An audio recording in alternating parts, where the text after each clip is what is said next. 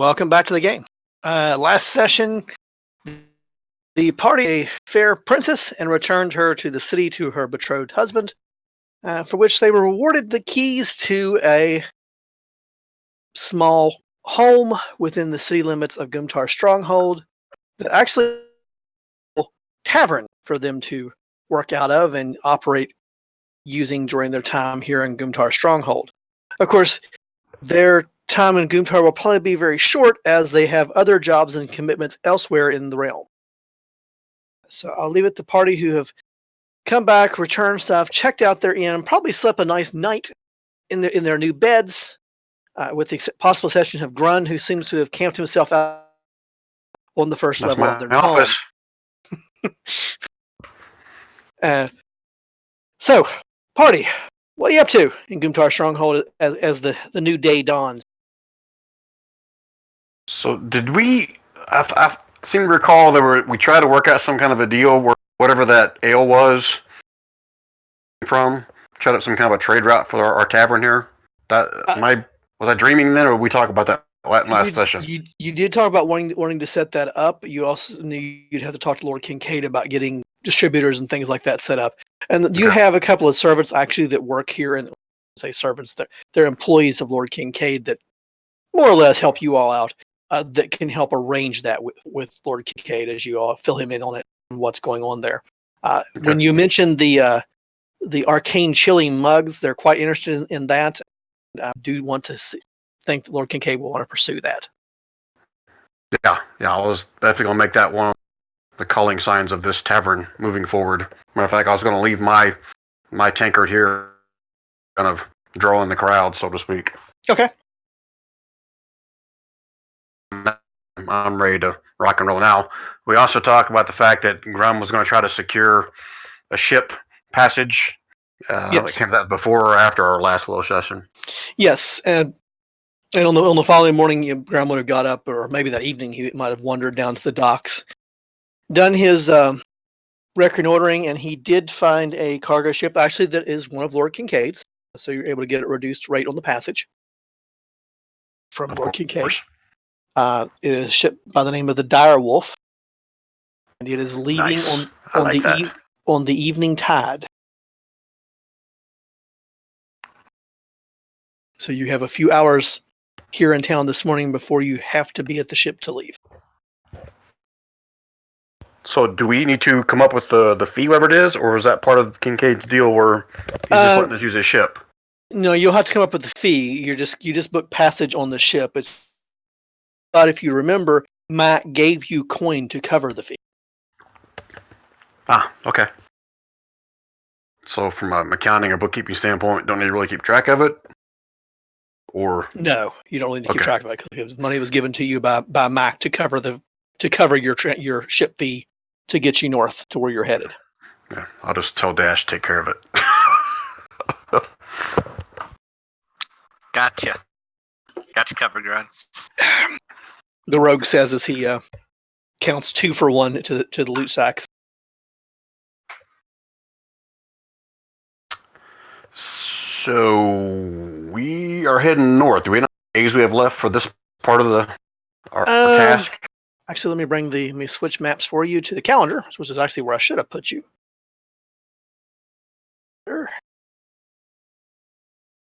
I'll move you down to where you're at in the world, time-wise. Pardon me. There. It is Brinsop the 6th when you make it back to Gumtar Stronghold. So actually now, with a night's rest, it is Brinsop the 7th, Sunday, which is the first really day of the work week as far as the Denzies of this world is concerned. You actually made it back with over 2 weeks to spare for the wedding. However, you have to return to Mac within about 4 weeks. You can see marked there on Brinsop the 33rd. You need to return. We already got a good feel for the amount of time it takes to travel up there by boat. Yeah, it's going to take the ship about 3 days to get you to the port there, and then it'll take a day of you all traveling south to where it's out on on the coastline. The ship captain, when you explain the destination, And where I guess as a group, are we planning on, once we secure the stone, to head back to the ship, to travel on a ship back to Grumtar, or are we going to go over land? Did we talk about that? You didn't talk about that, but the direwolf will not be available to take you back south. Oh, those sons of bitches. It's a trading ship, and it's going the right direction. Is how you got passage on it. Do we have an idea of how long it's going to take if we do have to go by foot or by If horse? you have to go by foot, it's going to take you about 6 days to return from up there. To return by to foot, you mean horse, correct? Yes. Okay. On your mounts, and there is room on the ship for your mounts. And the rhinoceros. Doable. Yeah, it's a fairly good sized ship. Grun made sure of that when he was looking. I mean, Grun knows ships. He knew what he was looking for. The captain wasn't too pleased when he was told he had to bring on a mount that size, but Okay. Well, Grun just suggests that if we have time, we can head back to the port town where the drops off. I can try to find another one, or if we want, we can take the extra time to just ride the rest of the way down. It's up to the group. I mean, is Grun fairly certain he can find passage at this port town where they're taking us to, or is it the port? Yeah, it's not a big city. It's not like a port city like Gumtar is that you're going to. It's a smaller. It's more like a fishing village, but there's more than likely probably enough ship traffic there that he may be able to find a ship. You'll have to talk with locals when you get there to see how much traffic comes and goes. Okay. All right, so I'll share it with the party that I'll look into it once we get there. And if it looks like it's going to be favorable to find another ship on the way back, we'll do it. Otherwise, we'll plan on riding the mounts all the way back home. Yeah, I'd say once we hit that port town, while the rest of us start gathering some information towards our next destination, if you want to start getting a feel for the town, that might tell us how likely. Okay, I can do that.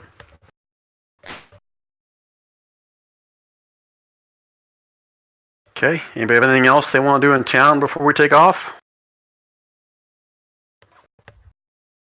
I'm good. Yeah, I'm good. Okay. So I'm hearing a chorus of okays from everybody. Dash is saying last chance to take the short sword. So what I'm going to do, I'm going to go ahead and just switch to the ship map and let you guys situate yourself on the ship. And I'll explain the map, and then we'll get you actually out of the port and all that lovely stuff going. Okay, welcome to the Direwolf map. The decks are labeled. The very top deck on the map, as you work your way down, your tokens are all there. I did not put Alvy here. I assumed Alvy was left at the tavern, care of the management. If you want him, I can certainly bring him there. The first map on the screen as you go work your way down is the cargo deck. It's literally the cargo hold of the ship. As you work your way down, the next deck is the crew and passenger deck. That's where the crew cabins are located at. Also where the passenger cabins are located. You can see the passenger cabins. Zip. You can see the passenger cabins right there. There's 3 of them for you guys to share.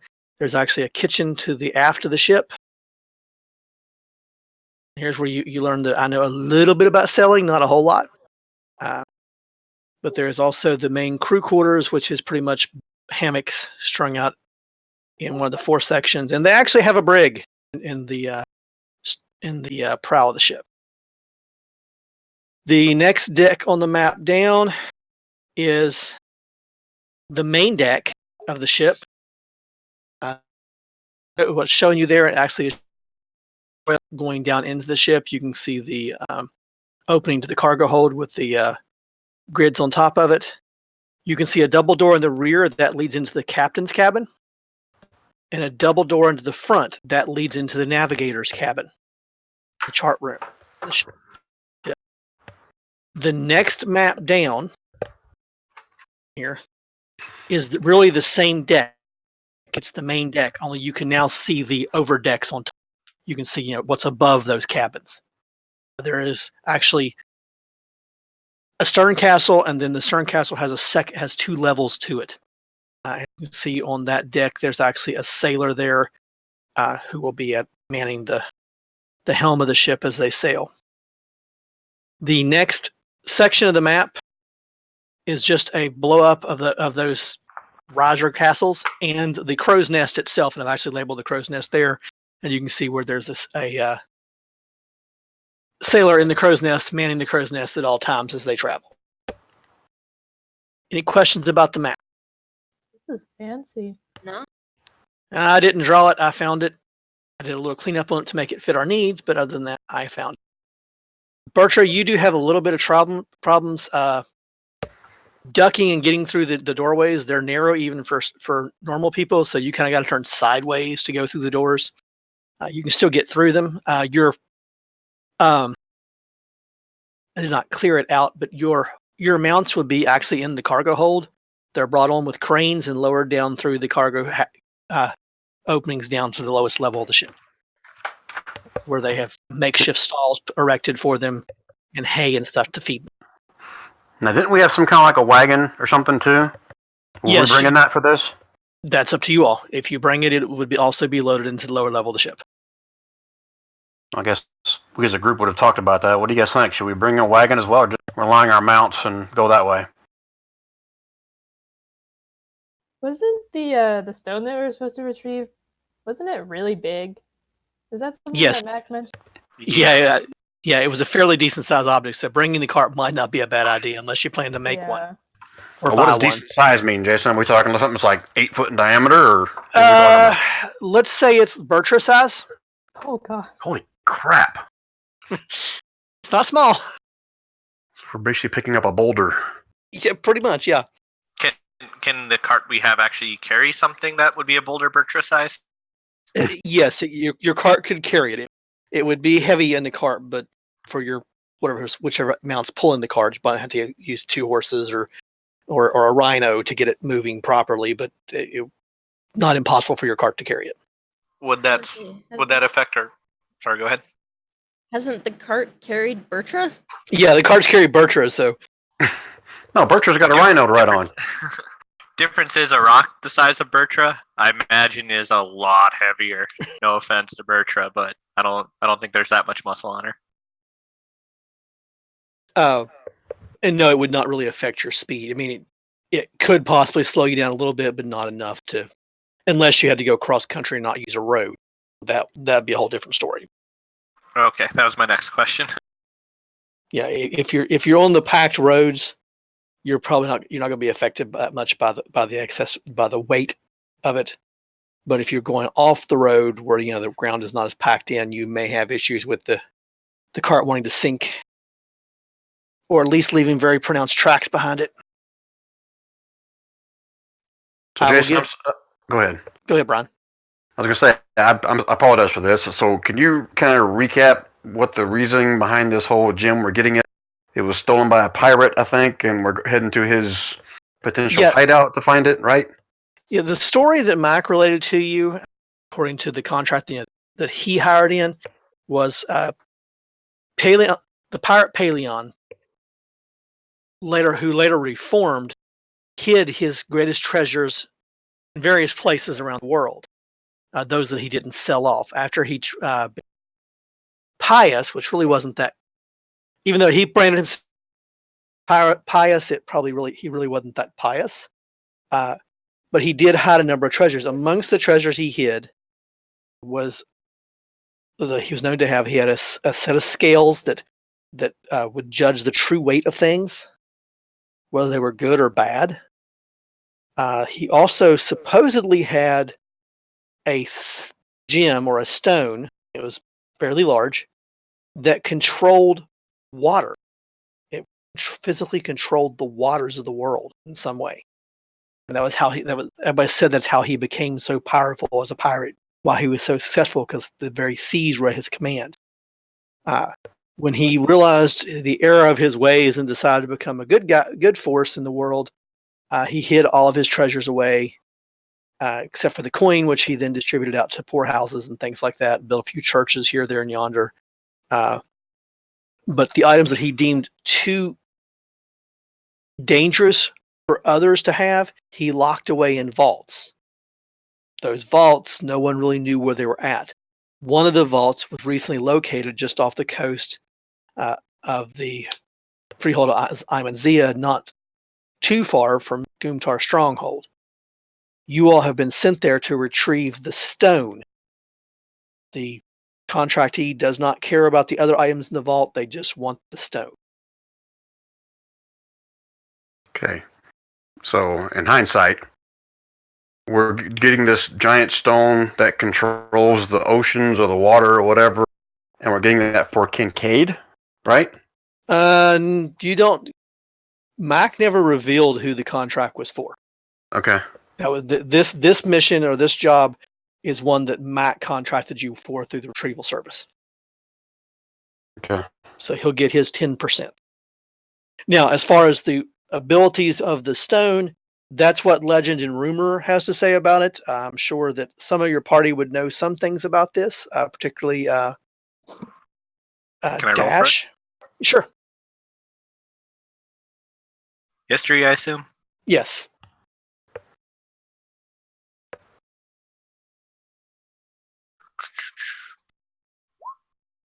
Nice. Oh, I know all sorts of things. Yeah, you know all sorts of things about Paleon the Pious or Paleon the Pirate. Paleon the Pirate was indeed a very deadly pirate who roamed the seas about 100, 150 years ago. He was very successful. He, at one point early in his career, he had risen to the rank of admiral in one of the Empire's navies. He had a falling out with the leadership, took his ship and just left. He basically got mad, took the toys and left. And he started raiding towns and stuff along the coastline and raiding shipping. He really specialized in actually overland raids, even though he was considered a pirate because he roamed the seas. More often than not, he made most of his coin by attacking the small fortified cities along the coastline and taking the city funds and things like that. He did, toward the end of his career, he amassed huge amounts of wealth, and there's said to be stashes of his all over the world that has all kinds of money and things into it. It actually said that he a treasure island, if you will. No, not a reference to the book of that name, but he had a treasure trove hidden on an island that was hidden from the rest of the world, and that anytime he would sail the ship there, before the ship would make dock, he would kill all the crew. Though most people, especially of scholarly bent, figure that's kind of more exaggeration than anything else. They figure he probably paid off the crew. He may have killed the ones that helped him hide the gold on the island, but no one seemed to be able to find the island, and it's believed to be more myth than real life story these days, at least scholarly speaking. He did supposedly possess an ability to control the waters and the waves. He was also believed that he was a magic user of some kind. That's what you know, Dash. And I will relate this to everyone. As long as they're willing to listen to me, Dash will drone on about history. He was in this world, he was kind of a Blackbeard-like character. Except for the turning good part of the. Yeah, this will definitely be an interesting story for Grun to kind of listen to. I was kind of curious. I mean, with his background, with Grun's background, would he have already heard of any of this before, or is this all? You would have heard stories of Paleon the pirate and his raids. There definitely would have been sea stories that you would have heard.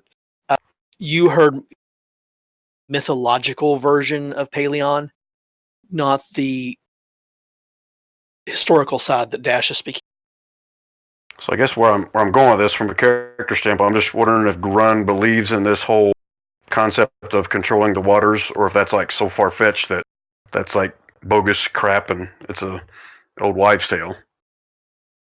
Through the stories that you've been told, that his ability to control the oceans and the waters always figures into it. But most sailors that tell the stories pretty much believe that's probably both.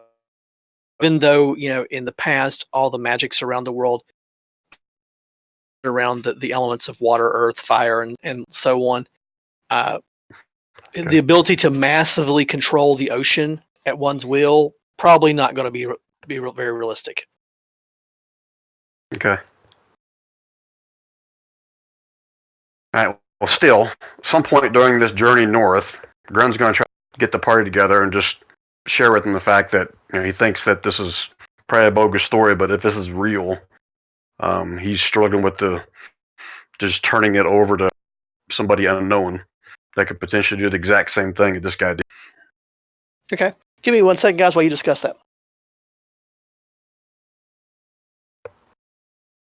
Does anyone else see a potential issue with just handing over a stone that supposedly has this power to someone else?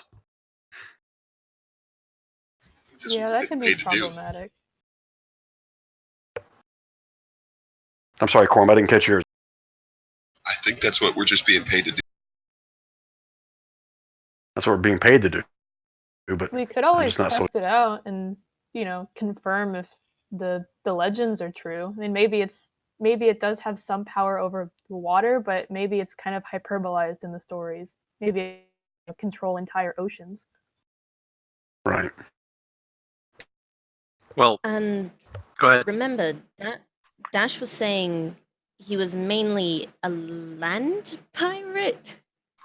Well, as strange as that sounds. He was a land pirate, but in all the historical documents, it just repeatedly mentions the fact that his ship used control of water to stay ahead of his enemies and win some pretty outstanding battles where he was definitely on the small side of the scales. So maybe it's only a localized area of water. Maybe it's not the entire body. Maybe it's just a spell lamp for the fire.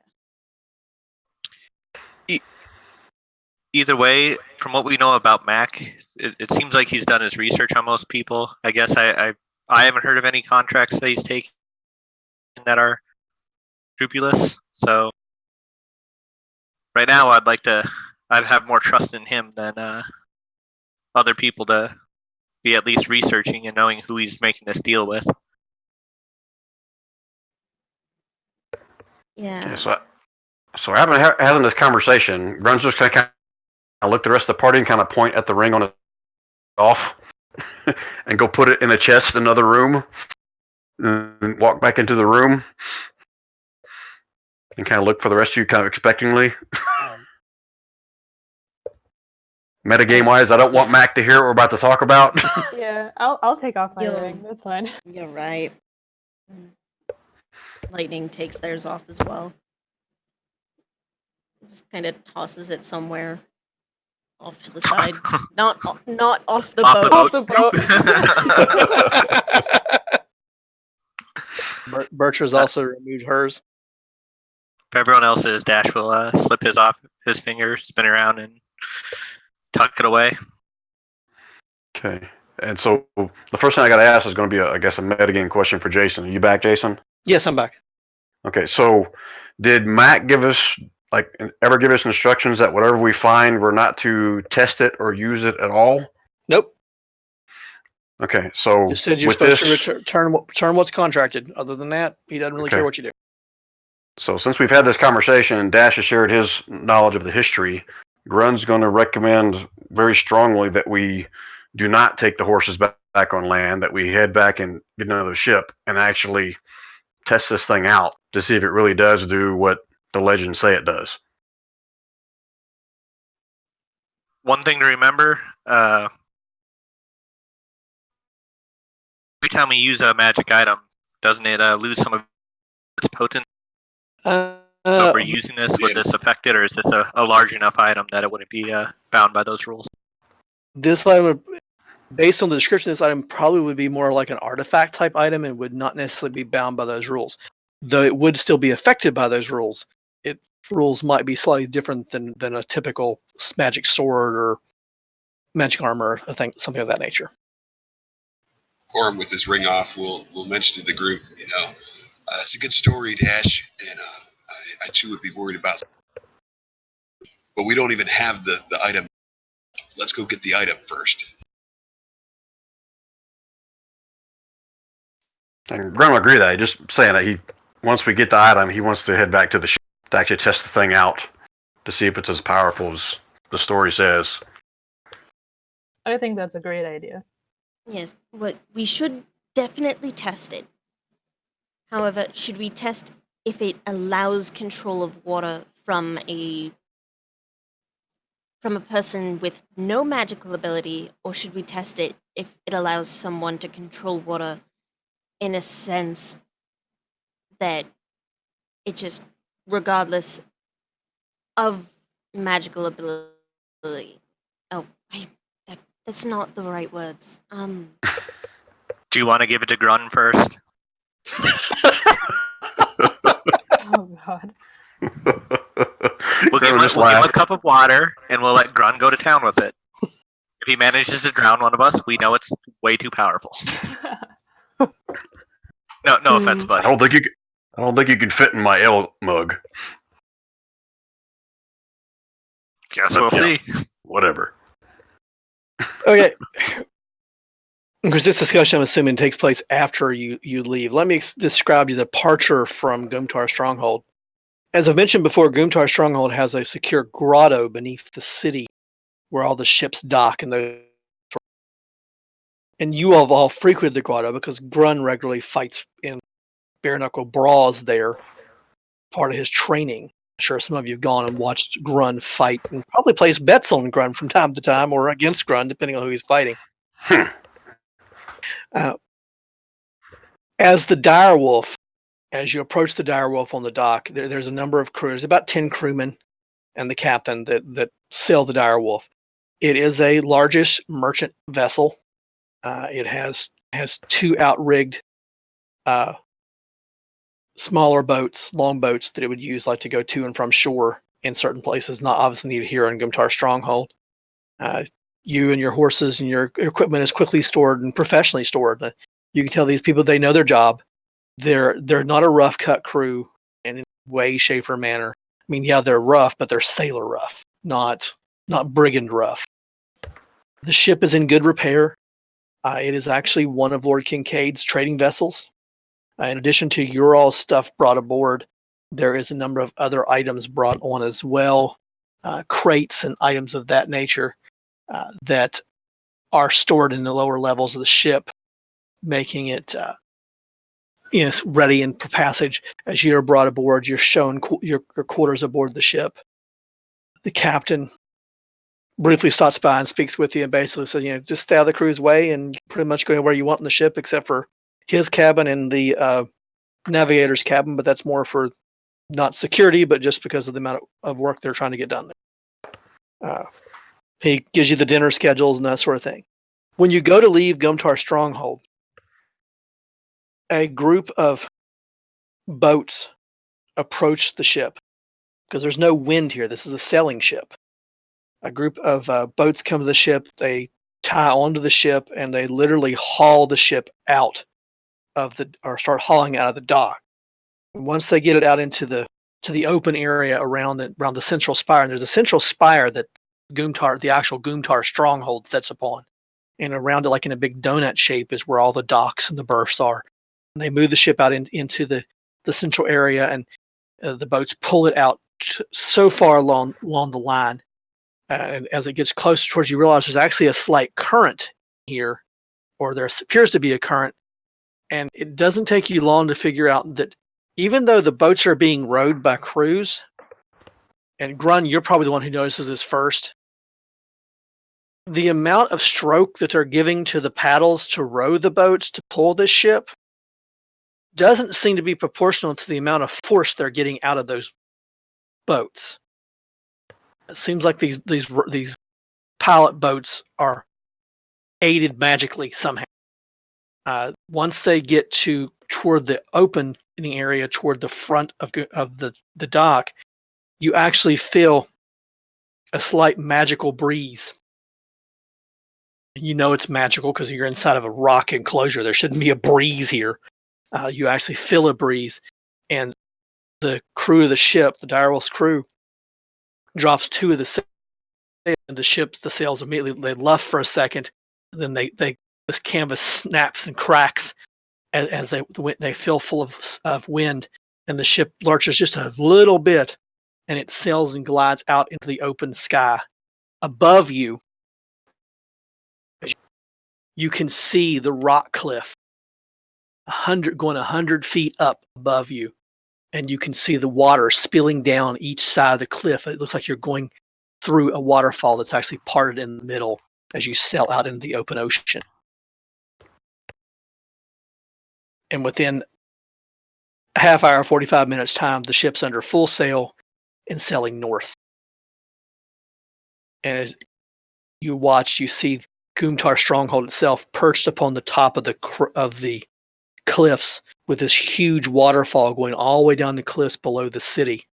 And then right above where the ship exited, you see the waterfall splits and creates a gap that allows entry into the grotto. Now, Grun, you've been in the grotto enough to know there is what they call the splitting stone or the dividing stone that slides out years ago. And there's actually a huge stone that's wedge shaped that's on tracks, and it slides out to cause the waterfall to split like that. In times of conflict or when they need to shut the port down and keep people out, they can actually retract that stone and allows the water just to continue to cascade directly down in front of the grotto, securing it somewhat from outside traffic.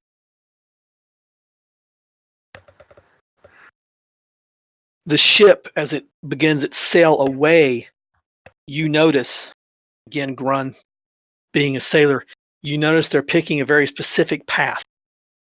As you look over, you see a number of jagged reef shoals and rock shoals in various places that are very shallow that would rip the bottom out of almost any ship if approached properly toward Gumtar Stronghold. All right, so during that little, I guess, tug out of the port, based on what Grant had seen previously in the grotto, I don't know if I even share it with other groups. I want to keep my eyes on the water below, looking for any kind of the mermen or whatever that I thought they were that were right smuggling stuff in and out. Give me a perception check. Perception, huh? Guess I'm not horrible at that, but No, not bad at all. You don't see any nefarious looking things going under, to and from or moving beneath the ships as you're moving out. However, you do notice that the channel of the grotto, like the channel that the ship comes out on, is definitely wide enough that,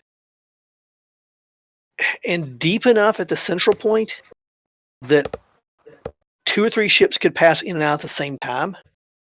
And there's probably enough clearance underneath the keel of the ship to situate an entire another ship. So it's definitely a deep channel, and it's wide. So would it be possible for someone to come and swim in and out? Yes, it would be. okay. All right, good to know. As you left on the evening tide, the smell of the salt air, the gentle rocking of the ship as it makes its way north. Doesn't take long till you smell the smells of food being cooked in the kitchen.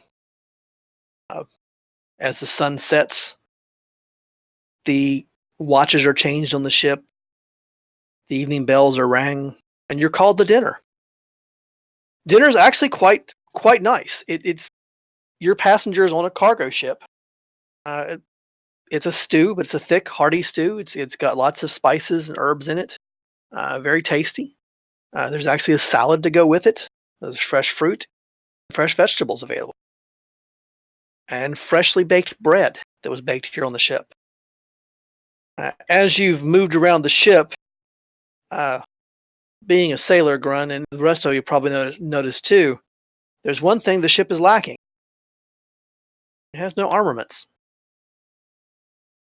There's no ballistas, no catapults, not even any of those fancy guns, cannons, you think they're called, that you've heard tell of.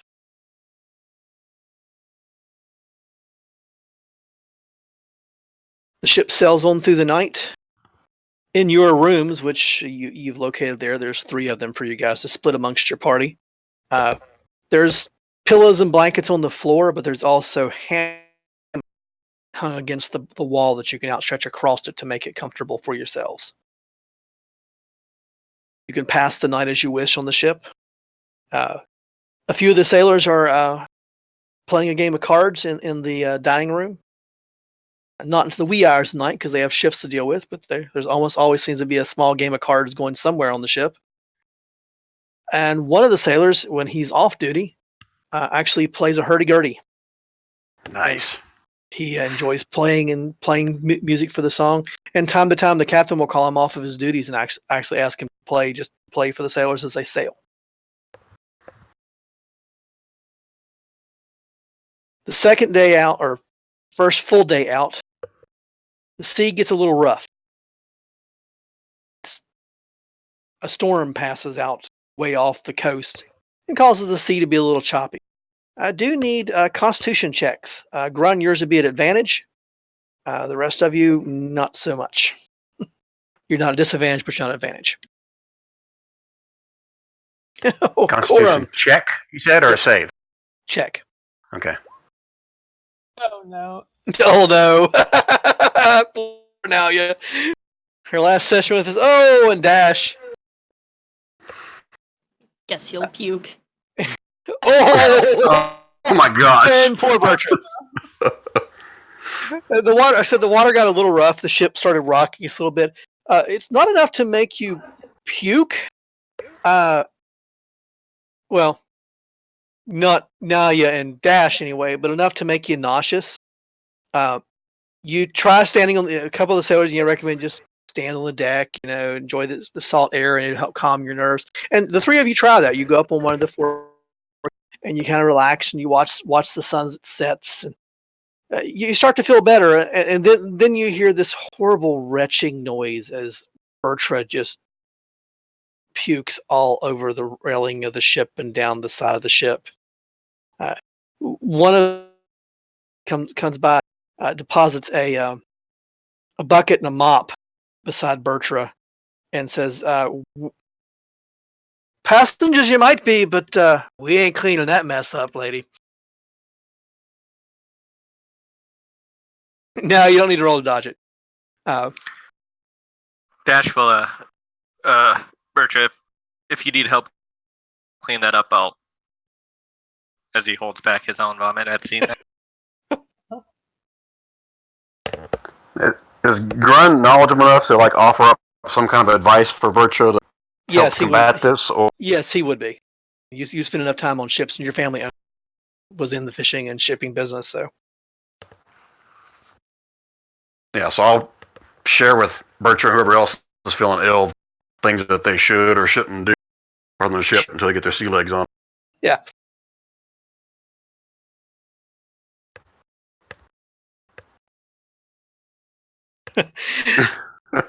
Sorry, I'm reading the chat messages there.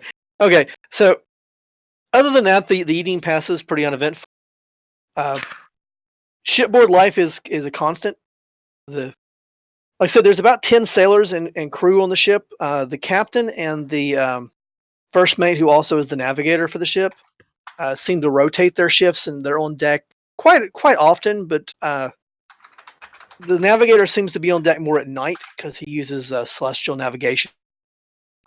So you do see the navigator on deck. Interesting enough, the navigator is a little gnomish fella. He's quite spry though as he jumps around and crawls up the masts and gets his bearings and things like that. But he's also very active at night. So you hear him on the deck a lot at night, even from your cabins. The day he also does navigation as well, or take part in navigation and helps keep the ship headed where they're going. Though they constantly are pricing navigation, you can tell you're not that far from the coastline. It's just out of sight on the starboard side of the ship. It's just you're moving parallel to the coast, heading north. Hey, Jason. Yes. In between trying to keep my stomach down, can Dash just take a look at both the the first mate, the navigator, the captain, just see if they have any markings that would stand out? Yes, you would have done that, and no markings stood out for you. Okay. Well, any of the other crew have any markings of note? There is one gentleman on the crew that has markings, but after you approach him and do a little conversation, you realize that it looks like he may have chose the markings because he liked the tri-band design, not realizing what's the significance of it. I would avoid as best I can about actually letting him know Right. why I'm interested in it. I was just interested in it. It's a cool tattoo. Yeah. There is the cook is an interesting character on the ship. The cook actually is missing one hand. It actually has the traditional hook that you associate with pirates on his left hand. Is his name Tegan? No, his name is not Tegan. 1 second, folks. Okay, all right.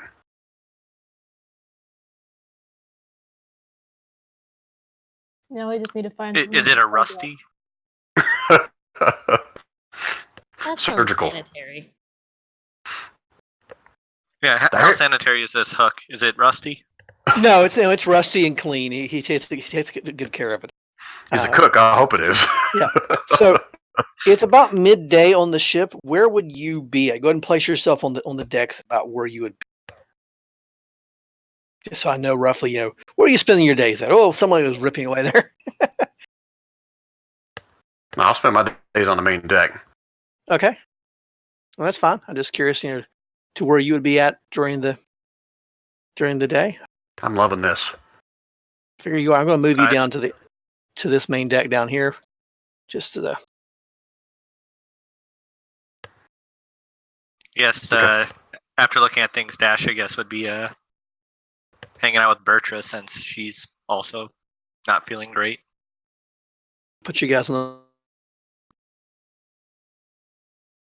And I'm just using the lower main deck, guys, as the general main deck. It's like Naya's on the stern, stern castle, looking over. Kind of in the back, kind of like looking down on the main deck. Okay, and where's Lightning at? Crow's nest. Oh, you climbed the crow's nest. Okay, there you are. There you are. Okay, I see you now.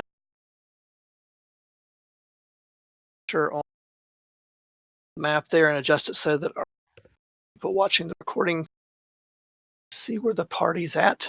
There we go.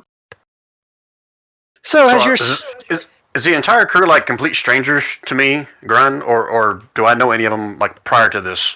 You don't recognize any of them. You've seen a few of them, in the. Think of the tavern Like you they come fight to in. watch me fight? Yeah, you've seen a few of them come watch you fight. Quorum, you might recognize a few from some of the taverns that you sing and perform in, but you don't know them. You've seen them around. You know that the ship frequents Gumtar regularly, so it's not unusual.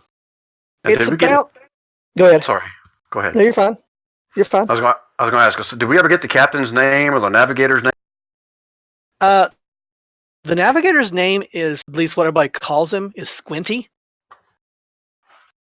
This could be because he has some really thick glasses that he uses when he's reading his maps and charts. He doesn't use them otherwise, but when he's reading his maps and charts, and that could be because you probably wandered over enough when he has a chart in his, and he's amiable enough to talk with you. The writing on the charts is very, very small. And I'm sorry, Jason, you broke up when you said his name or his nickname. What's he go by? Squinty. You did it again. Is it just me? Just you. Squinty. Yeah. Squinty. Squinty. Okay. All right, thank you. The captain, you never really catch a name. Everybody just calls him Captain.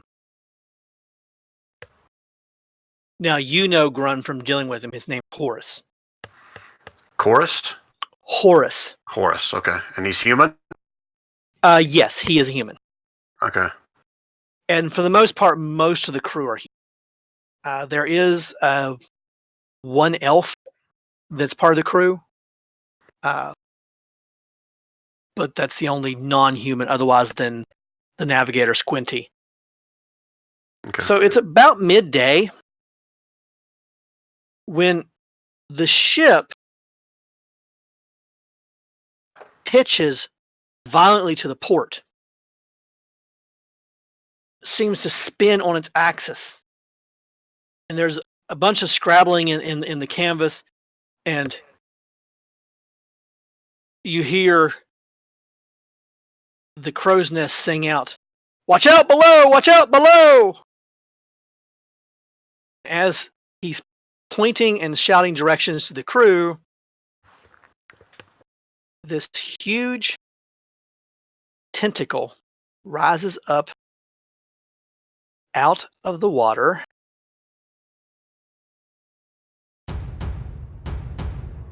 on the port side of the ship, and it rises up almost to the top of the mast. What's your all's immediate reaction? Dash will grab onto the railing and jump to the side. Corin, what are you doing? Gonna get my longbow out. Berkshire's vomiting over the side again. Has Grun seen anything like this before, or is this like rare? Grun has not seen anything this big before, though he knows stuff like this does happen, and he's heard stories of it. Okay. So he's just gonna react based upon what he's seen or heard before, so... Which would be... I'll leave it up to you. grab a weapon and get ready. Okay, alright. Because the next words out of your dungeon master's mouth is... Roll initiative. As Nalia's from the desert, something like this is absolutely terrifying. Anything big in the water is really not great. Anything water.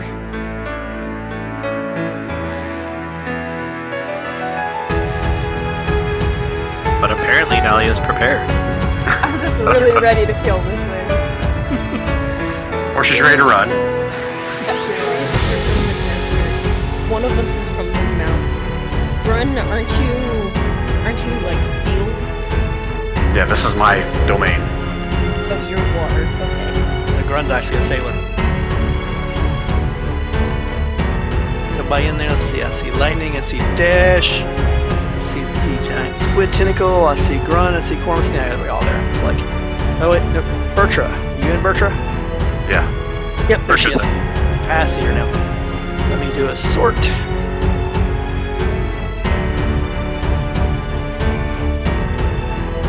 That's a good sword. Yeah, I like that sword. Don't you all like that sword? Come on. And let me actually start combat. So it started. So I'm doing what? There we go. Nalia, what's your first reaction as this y'all kind of have a reaction to it coming up out of the water? What's the first thing you physically do? Okay. Tentacle comes up out of the water. So I can't really get any farther away from this thing without crossing the whole boat.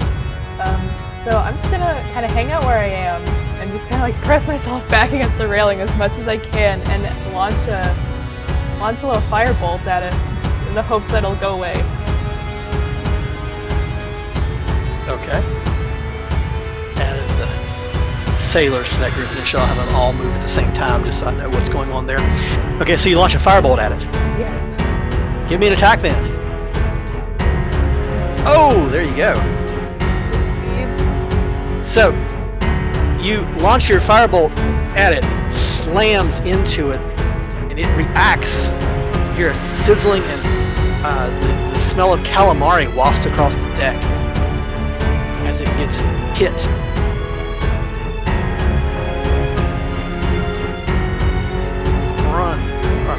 Corum, run.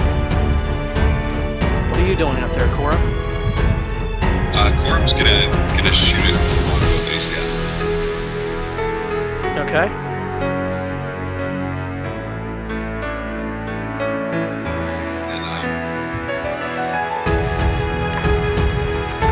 And to give a bardic inspiration since it's right there. Alrighty.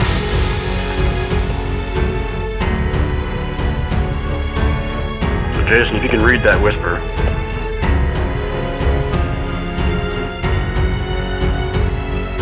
Yes. I'll respond to that grunt. Okay. Alright, so as a free action, I'm going to shout out that there's probably more than one of these couples. So, and then I'm going to go ahead and rage. And then I want to move closer to it, but before I do, I want to see if there's like some kind of rope or anything around here where I can kind of secure myself to the deck. Yes, there is a rope available there, Grun. There's lots of rope on the ship. So yes, finding that will take you an action to secure yourself, obviously. Yeah, I'm fine with that. So I'm going to move closer over here, and then I will rage, which acts my little lightning thing. But I'm going to use my action to kind of take a rope and tie it to my waist or my leg or something, so I don't get pulled into the water. Right. So I guess I just need to do this to see the damage with the Storm Aura when I rage. Okay. Quickly making adjustments to my tokens because I left them all attached. I think it was getting hit that didn't need to get hit. Yeah, and I'm raging. Well, Okay. That one hit.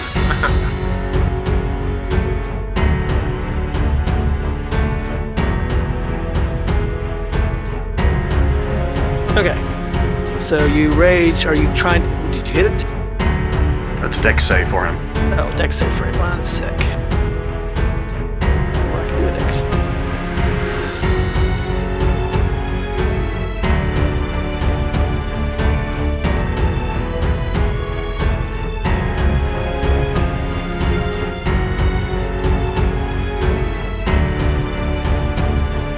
Oh.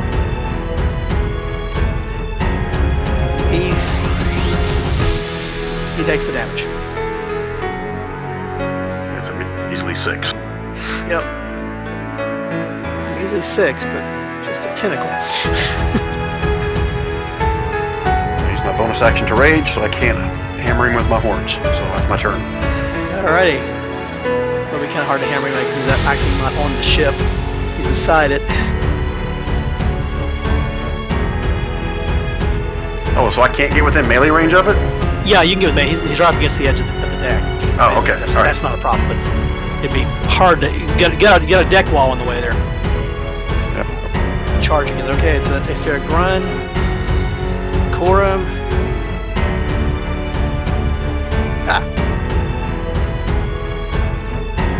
So Dash will start off by mumbling under his breath after seeing Grun electrocute the tentacle.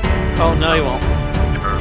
Because There's a flash in the background, and as another tentacle emerges out of the water, it slams into the deck, attacking that poor sailor right there. God, really? Okay, missing the sailor.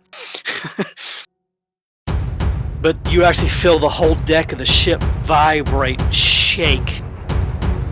Then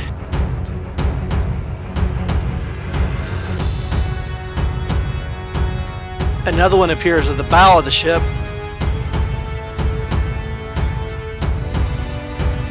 Begins moving. It lashes out at the ship as well. Just lashing at the ship looking for something. And Corum's the closest thing you can see or find, and I don't think Tin's going to get a Corum, so. I'm sure that is. One second here real quick. Okay, just checking. It was 2 10s in a row. I got a little nervous there. The last Corum, that wasn't against you. He doesn't have multi-attack. Thank God. But it does have a friend who appears by Nalia. And now he's like, what? How many things one creature has? And oh, Nalia, you are being wrapped up by a squiddy tentacle around you. Can you give me a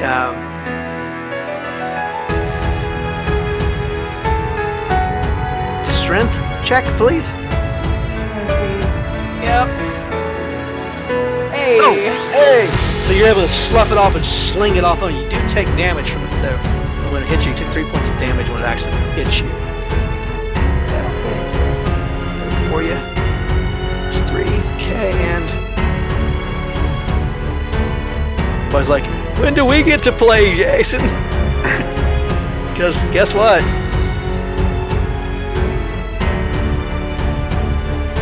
Who's that by there? Is that that's a sailor. Oh, of course the sailor gets lucky. And now we get Dash. Dash has like 5 tentacles waving around in the air around you.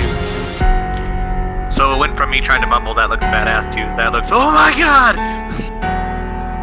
Seeing the one up towards Nalia, and I assume it's still within melee of her, so I will. Yes. Dash will run up, and he will take his double scimitar, do a nice little spinning flourish with it, and then slash across it. Okay. And I know it looks like it's flanked against me, but I assume it's actually off to the side, so I don't get advantage. Or... You actually could have advantage because it's flanked. It's actually across the deck. It's reaching across the deck toward Nalia. Perfect. In that case, advantage.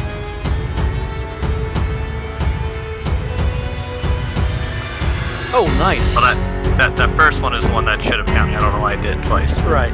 Still though. And then sneak attack.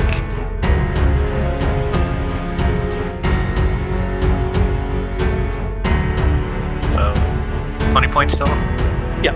So as you snap the blade of your double scimitar down, you actually lop it in half, and like the one tentacle extracts, sliding back off the ship, the main part of it. The other piece of the chunk is still laying on the ship deck. Kind of leave it there, just kind of in the way. But it's no longer attached to anything. Then I'll yell out for Nalia to watch out, and Dash will jump over and land down here and try to just back into whatever door is here and hide. Okay. It's actually the door to the captain's quarters. Is it open? Can I stealth my way in? It's not locked. See when the sailors get a turn, there'll probably somebody coming out of it, not very happy that something's attacking his ship. Grun! The tentacle beside you attempts to swat at you. Does it do you, does it? Whatever. Whatever, And before anybody gets very happy, another one raises up by near Bertra and this poor sailor. The sailor's the closest to the deck. Uh-oh. Tank. Yep, that gets that sailor. Let's see.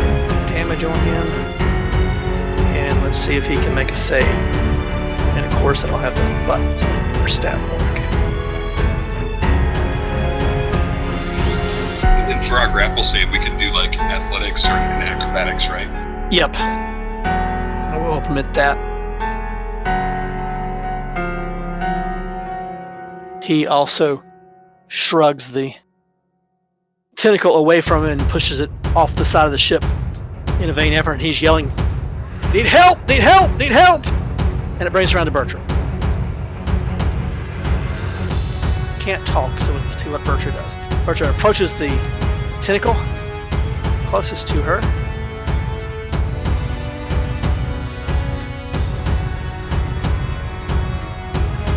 And she pukes on him. No, looks like she's gonna do an attack.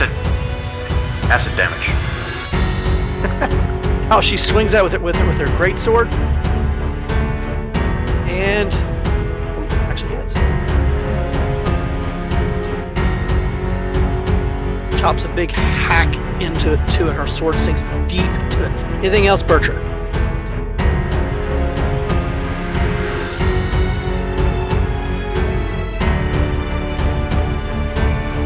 She got the offhand attack too. Yep. And for extra damage. Got the extra damage. Yeah, there's the offhand attack. This tentacle down there slithers and falls back into the ocean. I'm actually going to move it off to the side. And that brings around to the sailors. The sailor nearest to Bertram actually moves toward tentacle, toward the prow of the ship, and pulls out a scimitar that he has on his belt, hacks at it, does chunk damage to it. At the same time,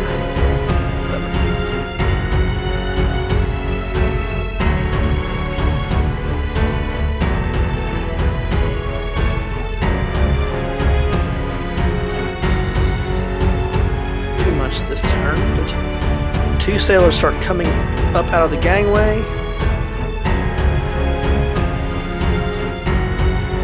Captain sidesteps Dash as he steps out of his quarters. He steps over toward Grun. He assesses the situation. Stat block.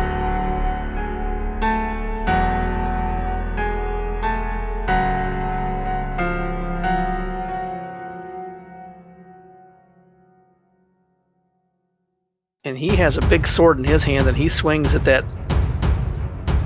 one that's near you, Grun, and he steals your kill. What is it with me? Lightning, what's up?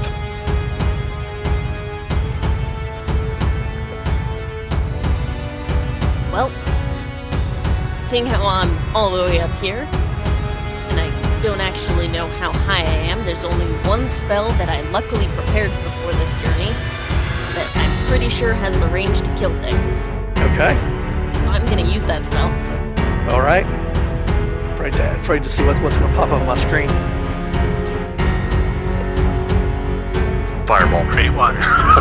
Guiding bolt. Okay. Let's see. At level. Level 2. Okay.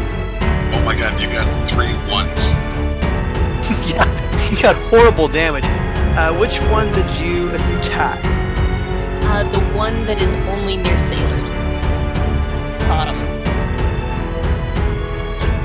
Yes, that one. Okay. For some reason, my ping won't work. That's Create water, try to turn it. No, I'll just destroy water. Yeah. I'll So- remove all water from its existence. so this bolt sizzles down from the crow's nest. As the sailor goes, oh my god, what's that? You're gonna set the ship on fire! And then it hits the thing and you hear the sizzling of it. Anything else from lightning up there? How tall is the mast? Can I scurry down? It would take you a turn. Can I perch mid-mast? That you could do. You get on the, you can come down the crow's nest and get on the crossbar for the main mast. The main sail. Do that. Okay. I'll Okay. sit in the water then, so that it Yeah, it's fine. should- Yep. Now you have a big squig tentacle in front of you. Oh gosh. Okay. How big is this tentacle? Like, can I go over it? Like, The tentacle is as big around as you are. Oh my gosh. Okay. I guess. I mean, okay. So, could I just step over it? Would that be difficult terrain? No, yeah, it'd be difficult to trim better than that. Okay. Actually, I think I'm gonna move down a bit. So, realizing that maybe standing at the edge of the boat probably isn't the best idea if I want to avoid these giant, horrible squid tentacles. I'm gonna try to move a little bit more towards the center of the boat. Okay. I'm actually gonna move this way around Okay. the other. Around the tentacle. Okay. Let's see. So, this is kind of like the second platform, right? So I'm still slightly Yes. above Yeah, you're the main. still about 5 or 6 foot above the main deck.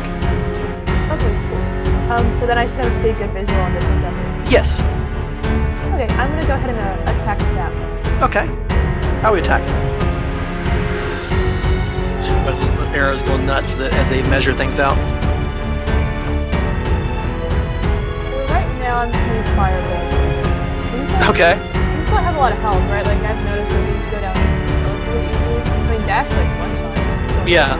Dash pretty much But Dash is a badass. Yeah, I'm gonna go ahead and Man.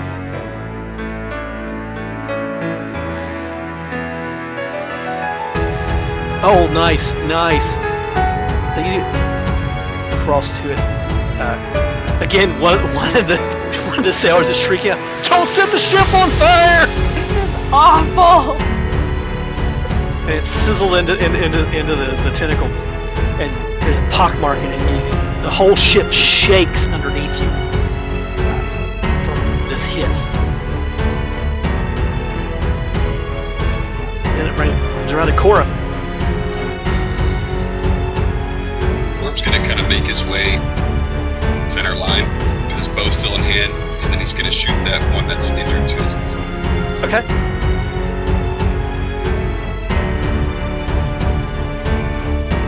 Or he won't. Or he won't. Corm pulls up his bow, takes aim like he's going to shoot it, and it twitches to the right just at the right second, and the arrow just goes sailing off into the ocean. That's it for Core. Grun, what are you up to? I'm assuming I'm not within range to get anything within 30 feet. That'd be difficult terrain to go through the captain, right? No, you could shoulder past the captain. That wouldn't be a problem. Alright, so, You but I'm just- still tied to this freaking rock. Yeah, there is that problem though. You are tied to the ship. I was going to point that How out long? next, but How long is the rope? Do I know? you don't know. Oh, shit. Alright, so I'm just gonna see how far I can get. Can I get to here? Okay, we're gonna do it this way. Roll a d20. No modifiers. Roll a d20. Yay. I actually decided that the lower the number, the shorter the rope. It's 4 foot long. That's not 4 foot long. You get about right here when you run out of rope. So from your all's perspective, you all see Grun rear back with the action stick. He's gonna charge this thing, and he's just gonna swing at it. He's running down the deck toward this tentacle, right? And all of a sudden, he just stops, dead in his tracks. And then he looks down at his waist like, shit. Alright then, I guess I'm just gonna attack the rope. So with a quick clip, you're able to cut the rope and separate yourself from it. So is my movement done, or can I still keep moving? Your movement's done though. Great, this is an awesome battle. Let me tell you, I'm kicking some ass.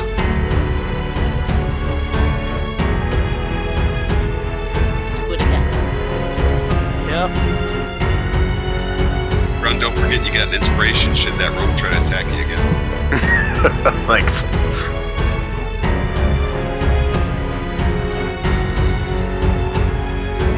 Quickly as it came, the squid tentacles sink below the water. More sailors boil up out of the decks. The one in the crow's nest is busily peering over the decks, and you hear him sing out, "It's moving off! It's moving off!" The captain turns to all of you and goes, "Thank you, my friends, for your help." Okay. What the hell was that? Oh, well, these things live along the coastline, and we see them from time to time. On the bright side, it appears to me that tonight's dinner shall be fresh seafood. And he looks back at the piece of squid laying on the top of the ship. Because I think Cookie might be making calamari tonight.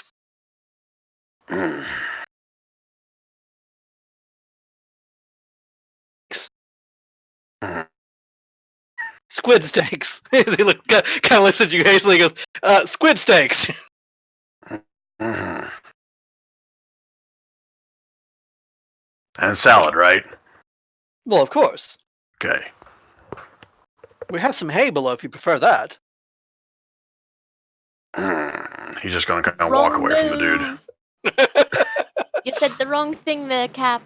Yeah, figured as much. Oh, well. I do appreciate your help. I said, from time to time, those creatures attempt to find easy pickings on the ships. Lost a few sailors that way. Not many. But the good news is we should be to your port of call within the day. Well, not today, but tomorrow. Tomorrow's sunset, probably. But, like I said, thank you for your help. He starts calling out orders, and the ship is quickly put back to right. Interestingly enough, though, the launch that was down by the side, it is pretty stoved in. The crew takes the time to actually pull the remains of it onto the deck, and one of the sailors disappears below deck. He appears a little bit later with another sailor in tow, and the two and cutting, and it appears he's the ship carpenter. He starts repairing the launch where it's stoved in on the side, replacing boards and beginning to do the work. It's kind of quite interesting entertainment because you actually get to see a master carpenter at work as he works on a pitching deck of a ship to repair one of their launches. The cook does appear. He takes one look at the squid tentacle, gets this maniacal gleam in his eye, takes his hooks into it, drags it safely up on the deck, hollers for the cabin boy. He sends the cabin boy below for a very specific set of knives. It's not long to watch him start carving huge steaks out of this squid tentacle. And he carves enough steaks for all the crew to have one. And he kind of smiles and he pushes the rest of it overboard. When he smiles and goes, "Yep, calamari steak for dinner." Serves it right for attacking the dire wolf. He disappears below deck. About an hour, half hour, 45 minutes later, you begin to smell this very distinct seafood aroma coming from the kitchen area of the ship, and the combination of spices and things like that. And the crew actually seems to get rather excited about the prospect of these calamari steaks. And one of the crew actually comments to one of you that Cook's calamari steaks are really good. They've had a couple chances this particular crewman's had the last couple of years that he's been on the dire wolf. Hey, Jason. Quick Yes. question. How long was it before the captain went back into his quarters? A good 20, 30 minutes before he went back to his quarters. Why? Before he does that, can I just pop my head in there and just Sure. be nosy? Sure. I figured that's what she's going to say. As you look at his quarters, you see that there's actually a large table along one side of the room. There's actually a nice 4-poster bed, a couch, a couple sea trunks in there, several carpets on the floor. The whole stern is glass, so there's light coming in from the outside. The big table has a chart nailed or tacked down to it, and there is a tack weight set into the chart that marks their last reading, and actually written on the another piece of paper tacked to the table is the his notation from that reading. Is there any chest or anything in here? Yes, there's a couple of Anything seats. that's like fancy or like a curiosity. Like There is a actual small globe of Eldarin back toward the back of the ship, and there is a couple of sea chests. Nothing fancy in the room, but there is a couple of sea chests in the room. Can I just open one of the sea chests? See, I'll check and see if there's any traps on it. But Okay, give me a check. investigation. Yes. There does not appear to be any traps on the chest, though it is securely locked. Can I pick it real quick? Sure.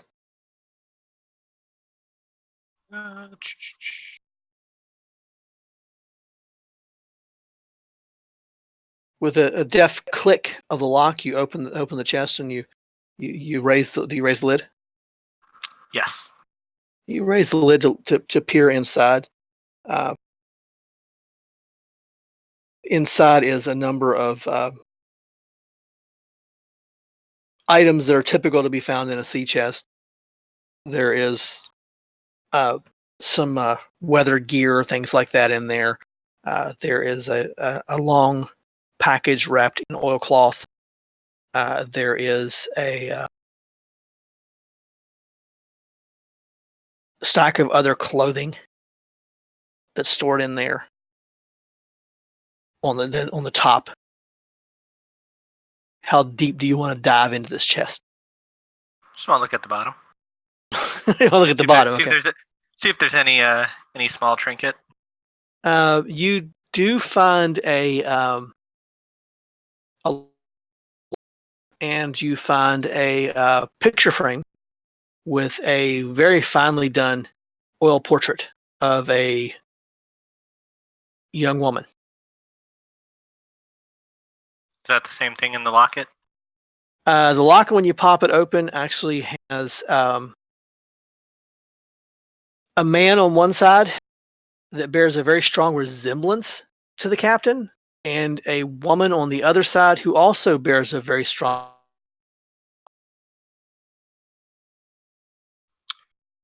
Dash is just going to take a quick piece of paper, rip it off from because he has some mapping gear. He does write a quick note that just says, "She's lovely." Fold it up and put it in the locket. Close it up and relock everything and walk out. Okay. No sooner do you to make it clear that I wasn't there. Yeah, no sooner do you walk out and make your way up the stairs toward where you had been during the combat to watch the cook finish doing his cutting of the steaks. You see the captain and the navigator go back into the cabin, and then you hear them from because you're just right above them on the ceiling is the deck that you're standing on. You can hear them discussing the location and the size of the beasts that attacked the ship.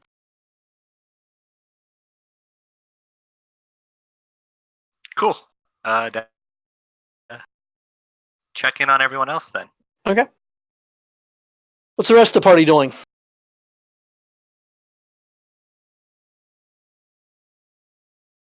Yeah, Graham would have been helping the other dude kind of repair the ship, offering up his services wherever they need. Okay, yeah. Whenever you come or offer, he says, you good with your hands, are you? I've been known to build a few of these ships. Excellent. And he begins rattling off dimensions. Says, "You mind helping him cut some lumber then, so we can get this back ship safe?" Whatever I can do to help. So he quickly puts you to work, and with your help, they're able to repair it within a few hours. I mean, like I said, it was stove in, but it wasn't. The damage wasn't horrific. It was just some busted boards and things like that.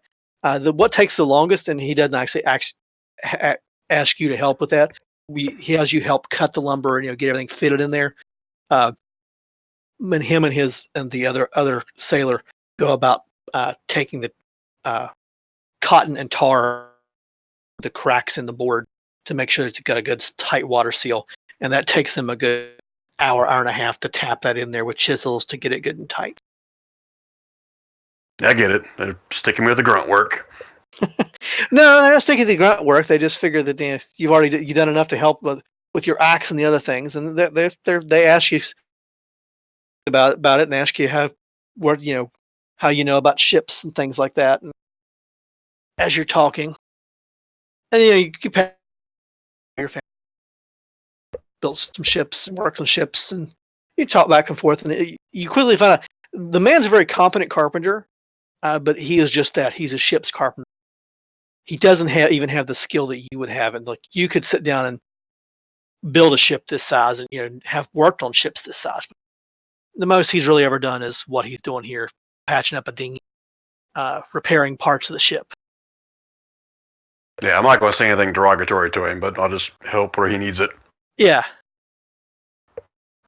And he's competent. He just never had the opportunity to actually construct one or work on one, keel up like you have. So dinner comes along. Dinner is served with very very nice thick cut calamari steaks. The cook somewhere in his stores had new potatoes, and he had boiled up new potatoes to go with it. It has a nice salad that he puts on with it. The salad's starting to get a little wilty around the edges, but you are a couple days out from the gum tar now. So he apologized. Says, "Yeah, well, some of the stores are the cold box is not holding up like it should, but we'll get that looked at soon." And the other thing, the captain being very appreciative of your all's help, and as the whole crew's there, they kind of all take their meals at the same time. Those that aren't on duty obviously can't, but the ones who are on duty have to wait. But The captain actually brings out a couple of fine bottles of wine and offers up wine to all of you all for your help. This is a very jovial conversation as evening winds on, and they tell stories and tales and discover that these attacks aren't uncommon, though they're not extremely common either. They do happen from time to time. However, this is the largest creature of this type that the Captain Horace has ever encountered, or that Squinty has encountered for that matter. And that does seem to have a little bit of concern to them. And then Horace looks at you, Grunt, because you're the one that booked the passes. Now, where are you two? You group off to when you make landfall? What's your business in this town? You're obviously. He kind of looks up and down the group. He goes, "You're obviously a talented group of people. What business do you have?" He's asking us of the group, or he's asking us of Grun? Well, he asks of Grun, but the whole group can. That's Grun's going to turn to the rest of the group and go ahead. That's all Lightning's going to say. And Grun will just say our business is kind of our own, so it's not something we really want to advertise. So we appreciate your discretion and respect of our privacy. Or we'll kind of chime in and say, if you'd like to hear about our exploits, perhaps next time we're in Gumtar City, visit one of the inns and you'll hear some. Oh, excellent. I didn't mean to pry. I was just curious. You all were very, very quick to respond when the beastie attacked the ship. I do appreciate it. Having cool heads in the situations make all the difference. And then he just turns the conversation back to just trivial, casual things. The following evening, the ship makes port in Corcliffe, which is your destination. Corcliffe, as you arrive, is a much smaller town. Really, truthfully, it's a village, not a town. It's actually a fishing village, and they have several fishing vessels there. And when the direwolf pulls in, there's really not a dock or a quay big enough to take the direwolf on. So the captain anchors it just off the outside of their little fishing village port. The newly repaired longboat is lowered in, and they begin the process of offloading your animals to the longboat to take them ashore. You all are brought off first longboat, and the captain assures you, we'll have your animals and stuff ashore within the hour. And I have been in Corcliffe a few times. There is a nice tavern just up the street and to the left. Well, before we, I guess, leave the ship, I mean, Grun and I guess Dash, since he brought it up as well, are going to have a short conversation with the captain about what he thinks as far as other ships that may be in this area. Then, I don't know, 3 to 4 days that maybe going back to Gumtar. He says, okay, well, let's see. My route will take me obviously here to Corcliffe, as you well know, Master Grun. I'll be going from Corcliffe up to Delmar, and from Delmar over to Bellmeadow. Let's see, 3 days, 6 days. I'll be back here in Bellmeadow. I'm headed straight back to Gumtar, but I could be back here in 9 days if that's an acceptable time frame for your business. If not, I can give word to one of the other captains Delmar headed south that there might be a group looking for travel here at Corcliffe. All right, so yeah, put the word out. We're not sure exactly when we'll be back in town, but put the word out. We may be looking for passage from here back down to Gumtar as well. Very well. I will do that. There is a gentleman here in Corcliffe. Corcliffe says, well, I guess you'd call him the harbor master, but that's kind of a grand title for someone who oversees a fishing fleet. His name is Calvert. Master Calvert, you can get word out to any passing vessels for you, or knows how to alert vessels that he has passengers here of Okay, your services. Excellent. I'll make it a point to introduce myself. Okay. Master Calvert actually, or Calvert is actually greets you when your group comes ashore for the first time. Actually, let me switch you guys to the map just so you're not looking at the ship. Before we walk away from the captain, can I just, as long as I came with you, Grun, I'll just ask: is there anyone in particular that you know in this area who we'd want to avoid if they offer passage? We obviously don't want to end up on a ship with a smuggler or something, right? The captain looks at you and says, "Well, matey, that's a whole different story. I don't know which ones are traveling in this area, but he rattles off the name of 3 or 4 different ships. Those are all ships of Cades that travel through here. You can trust passage on any of them. You might steer clear of any ship that says it's out of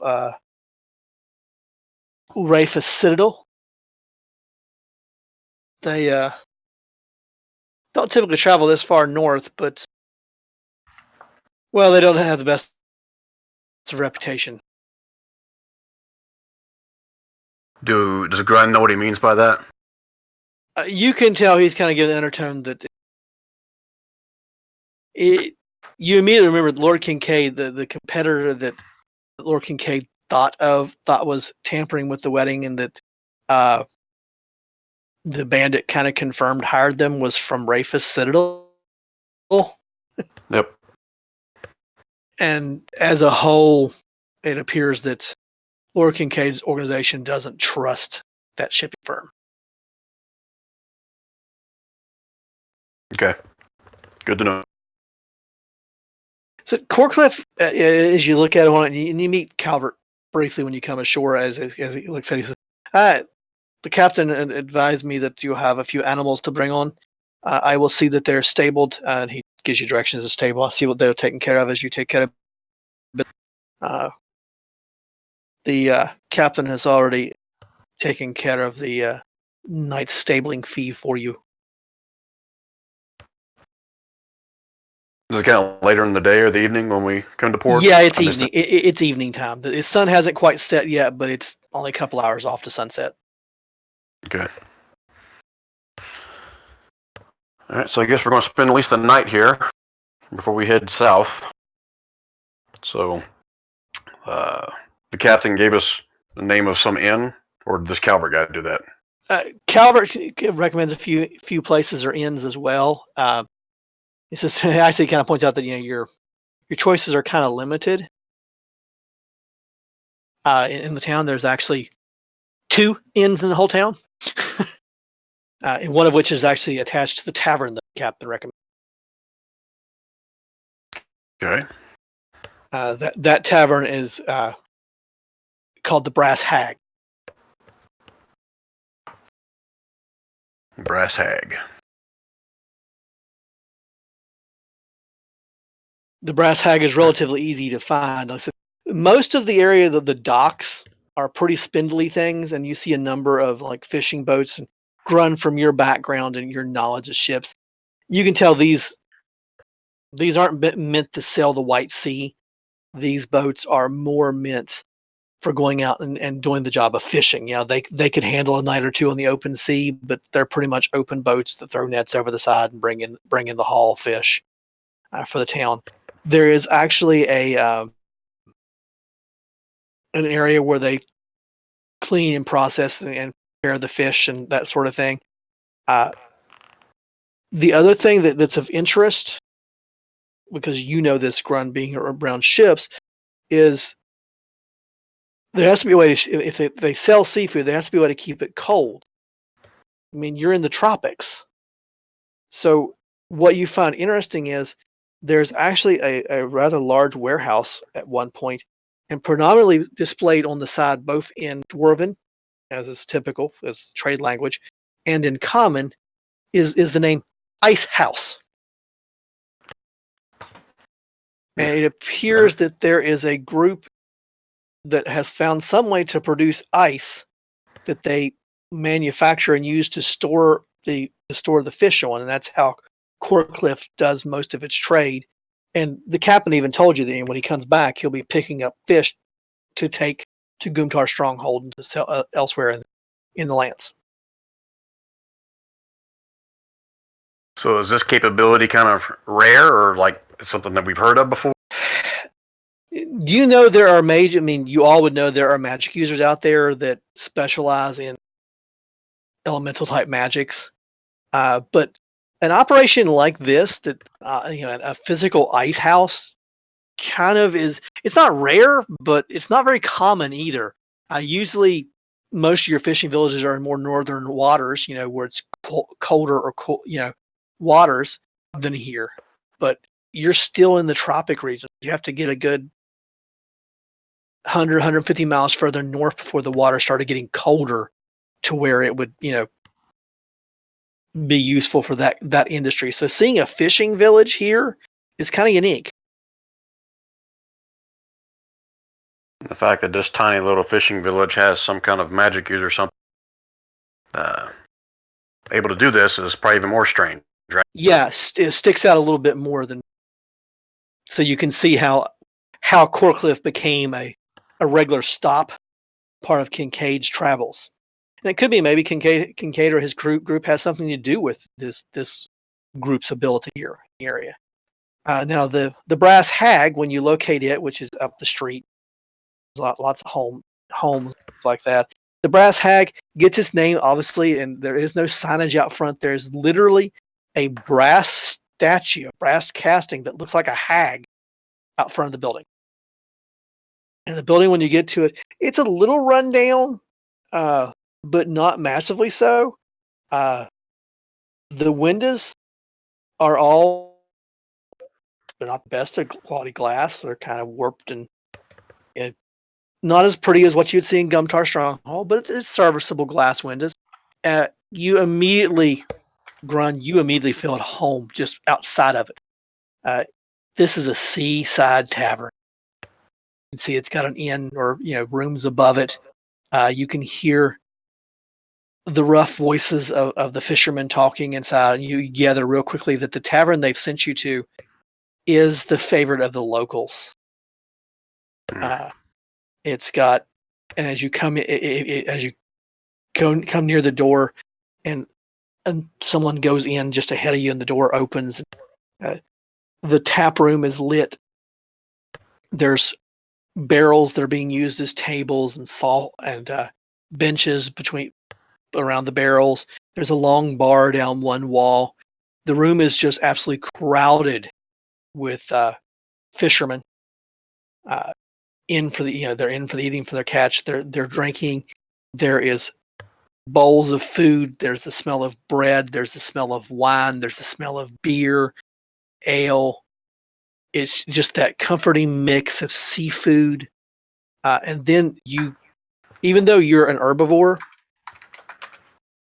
one of the things that you've always enjoyed is the smell of a good chowder cooking.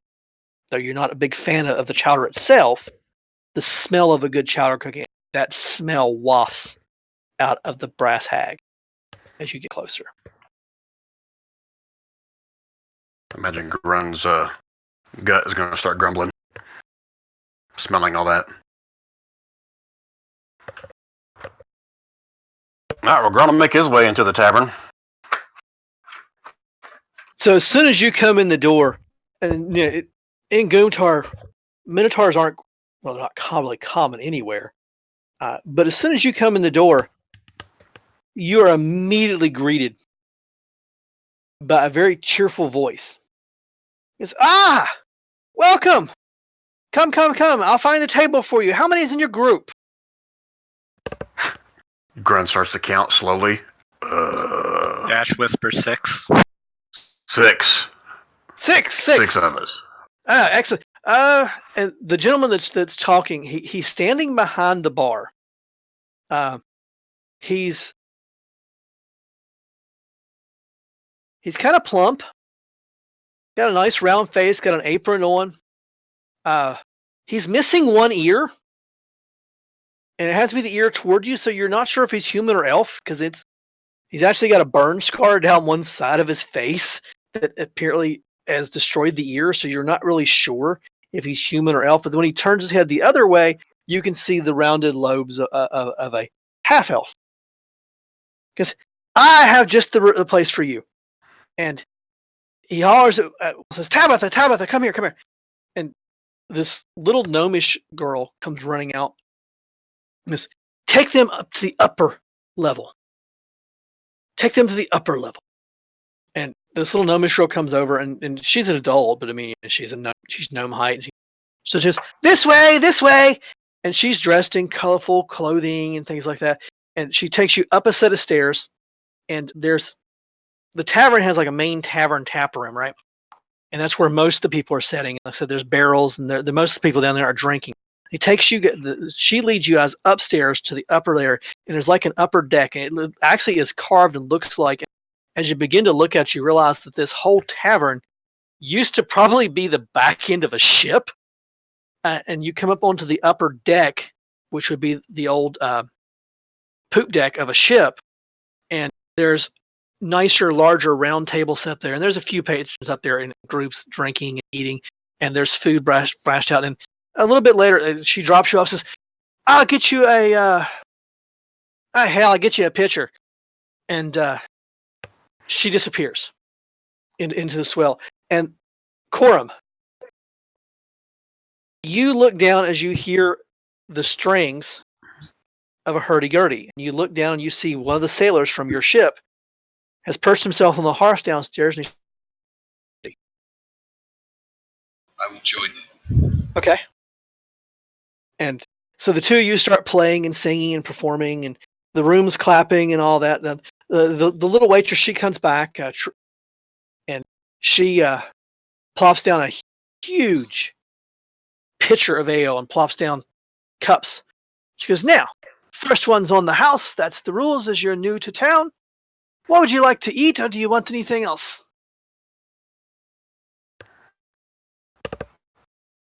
Grandma asked for some kind of chowder, vegetable preferably, vegetable chowder.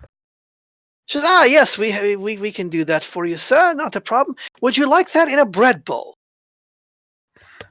Please. Sounds delicious. Excellent. And she whips out a little piece of scrap of parchment and makes some notations with a grease pencil in her hand. Anybody? Chowder sounds fantastic. Excellent. Two chowders. Do you want the clam chowder, or do you want the vegetable chowder? Clam chowder is fine, actually. Excellent. She makes his others. Just orders. Dash. She disappears. Oh, Yeah, Coram motion. Yeah. Yeah. Dash will ask for a whiskey as well, but they'll take the clam chowder. Okay. She takes care of that too, and she disappears and comes back. And she brings your food back, and it's not too long after your food arrives when the gentleman behind the bar arrives. I see Trudy's taking care of you. Excellent. So I assume you arrived on the direwolf. Grand's not gonna say a word. About this time, Lightning walks in, just covered in dirt. And grinning like a fool. What have you been up to, Lightning? We're back on land, and I'm celebrating. Okay. Well, we're ordering clam chowder and got some ale. Belly up to the bar and help yourself. Yeah. Lovely. The gentleman, of course, he's standing there while you're saying anything. He goes, well, you did arrive with the direwolf, correct? It is your animals that I have in my stable? That's our animals, yeah. Excellent. I thought as much. You met the description that the captain's man gave me. Mm. And he kind of hooks his finger over the wall to the guy playing the hurdy-gurdy. So, will you be needing rooms for the night? Kind of look around. Yeah, we gonna buddy up in the rooms. You guys cool with that? Yeah, that's fine. Yeah. So how many rooms? 2? 1? Can we fit in one? He goes, no, probably not. Look, he kind of asks Bertrand and you and goes, probably 2. 1.5. Well, you know what? And he turns and he goes to the railing and hollers over the railing and says, a loud conversation ensues back and forth between him and someone below. He comes back and says, you know what? I know the place for you. I don't, but. And he names the local's name. She has a small boarding house. And in that boarding house, she has what we normally would refer to as the common room, but there's no other visitors in town. So if you'd like to share one large room. Graham just kind of shrug. I don't know, Lightning and I may be sleeping outside. Lightning, you want to sleep out in the dirt tonight? Rather not. Well, we already covered in dirt. I figured you like it. Sleep there. Being covered in it does not mean I like to sleep there. I'm not you. Oh, okay. He says, let me know. I don't need an answer right now. Just let me know when we can make the arrangements as you need. And he bustles off throughout the room. What do you guys think? You want to stay this board and breakfast place he's talking about? Get a couple rooms here. I'm good.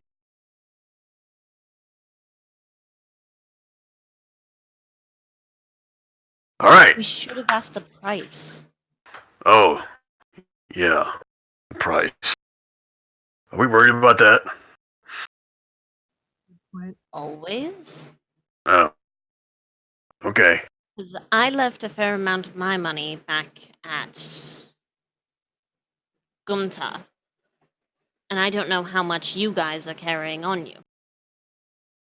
We were supposed to leave it back at the place.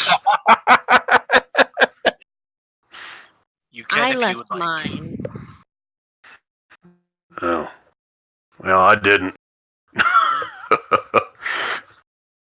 I got mine. He pulls out his bag and sets it on the table. I don't leave home without it. Okay, everyone, everything's on Grun. Because he's so generous, right, Grun? I'm feeling generous tonight, so yeah, why not? So in the course of your conversation, and no one's really paying much attention to you guys as a whole in the room. They're paying more attention to Coram and the sailor who's got a nice shanty going now, and a large part of the tavern is singing along with them. But the waitress pots back, and you all happen to ask her about the rooms. She says, "Oh no, the rooms aren't bad." Said you can get a room suitable for 2, maybe 3 of you here in the tavern. It was about for the night. If you want to do the common room that you're talking about, because you asked her about it, I think she only charges like a copper a head.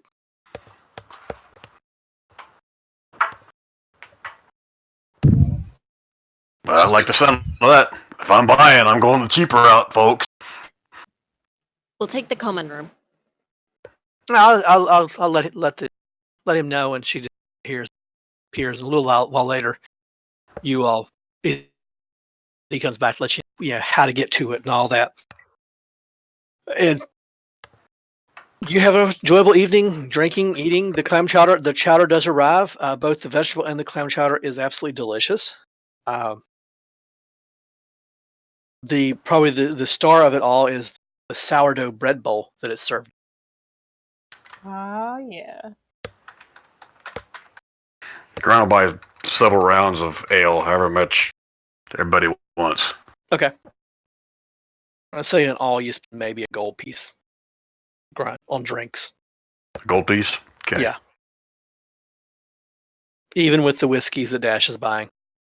It's not great whiskey, Dash. I mean, it's not bad either. It's great. But the night passes, and assuming eventually you guys wend your way back to your rooms or to your room. When the sun comes up, I gotta shift a little. Shift. The sun comes up, and as you guys begin to make your way out and do your morning things, who leave your room, hit the main streets? Like just peruse the town, or even like leaving for our quest? Yeah, just to peruse the town, or that gets up and leaves the common room to like find breakfast or something. Gruntle, I imagine he'll probably get up early. Was that Nalia? I heard. Okay. No, that was lightning. That's lightning. Okay. Grum was drowning out. I wasn't sure which voice I was hearing. Okay. Sorry. So that's fine. That's fine. So Grun, when you, because we'll say you're the first one up, Grun, and to come out, and of course you enjoying the salty smell of the air, and you're standing there just outside you just literally walked outside the door, and as soon as you step out into the main street, this little guy pops up and walks up and goes, "Are you Nalia?" Maybe. Who are you? This guy, he's dressed in a red and gold livery colors, striped pants, like a tabard red. He goes, "Delivery service." From who?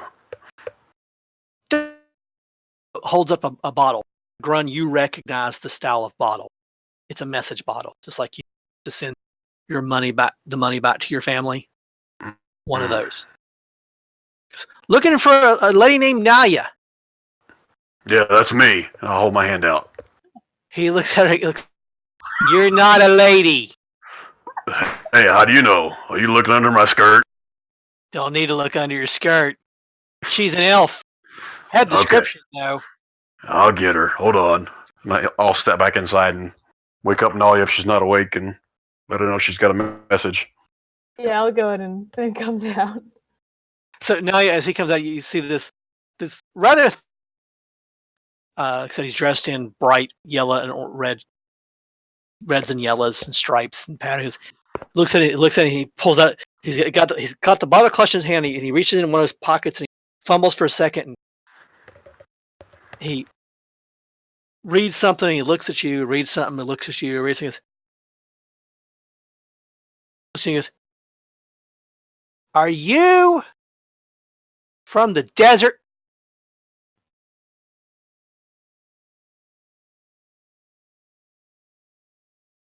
That's a bit personal.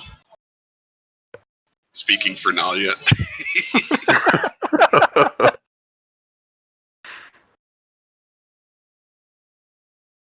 He goes, "Don't matter." And he hands the bottle to you. He goes, "Just curious, because there seems to be an awful lot of sand in this bottle." He hands the bottle to you now. Interesting. Okay. Now, and as soon as he hands the bottle to you, he smiles and says, "Thank you," and he disappears. And not disappears, but goes on down the street. Now, the bottle you've got in your hand is about 2.5, 3 foot tall. Kind of got a broad mouth on it with a large ornate cork in it. You really can't see the cork though. I mean, you know it's there because of the shape, because the whole top of the bottle has been dipped in sealing wax that's bright red, and inscribed in the top of the sealing wax is a symbol. And then down on the neck of the bottle, you can see where it's been removed now. But at one point there was a ring of a jeweled ring that sat on top of the bottle that was part of the transportation system. Grun, you're somewhat familiar with that, and you know how that works. They clamp these jewels on there and make adjustments to send these bottles various places. And you can see where and you all probably experienced it as well. You can see where that ring has been removed now that it's arrived at its destination. Inside the bottle is like kind of like a green looking glass bottle, real dark. But inside, you can see that the bottle is like 3/4 of the way filled full of sand. And inside the sand, or inside the bottle with the sand around it, is a rolled up piece of parchment. Interesting. Okay. I'll go ahead and just dig through the sand and pull out the parchment and Okay. take a look. So when you crack the seal, and pop it off, you parchment out, and as you do, the sand begins to swirl the bottle and Oh, swirl gee. and swirl. It spews up out of the bottle. And in rapid succession, you see the following things: your father's face, the nomadic camp that you grew up in, the nomadic camp on fire, and then a symbol that your family has used for decades: help. And then the sand falls back to the ground. Oh man. Okay. Um. Oh geez. All right. How big was this bottle? Did you say it was? The bottle's about 2.5, 3 foot tall, about a foot across. So it's a fairly good sized bottle. That's a big bottle.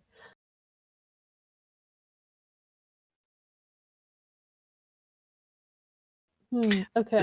The scroll, now that you have it out in your hand, you've seen this flashing. You kind of stare at the scroll and you're looking. The scroll is wrapped up. It's got a black silk ribbon around it. And on it is a wax seal as well. And then there's a note written across it. The note is in the same writing style that's used in your homeland.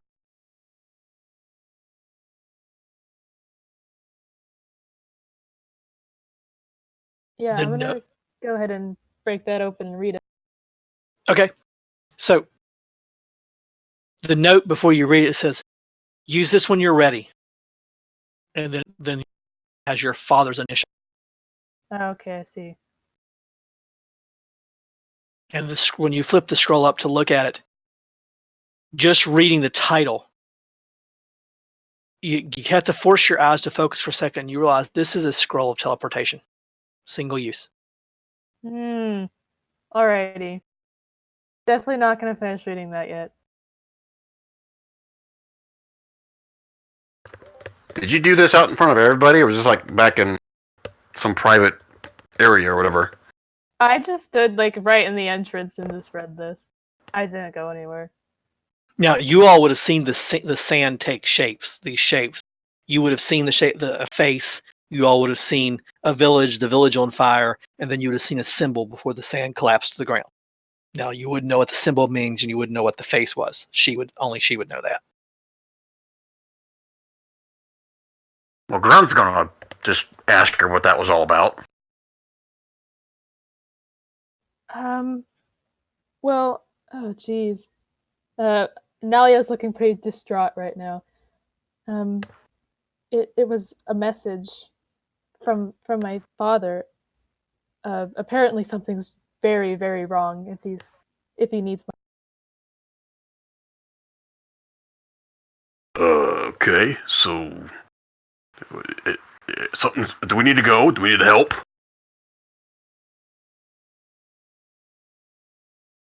No. It's uh, I'm I think this is something that I just need to do myself. He contacted me specifically, which is odd, but uh, I think this is something that I need to do. Nalia, are you leaving us? I I don't know. I don't know yet. I might be. I might not have a choice. If they're in danger, I have to help.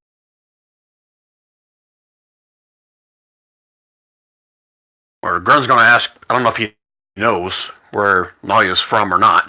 But he'll ask like where she's from and if he needs to try to secure a ship for her, or what her plans are. No, I don't need any kind of ship. I have this, and I raise up the scroll. It's a teleportation scroll. It should be able to get me where I need to go. Well, that's pretty fancy. I guess your father's got money.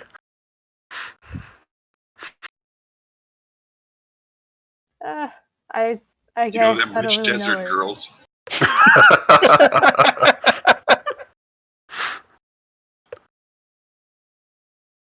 And you know, Nalia, that no, of course, obviously your father doesn't have.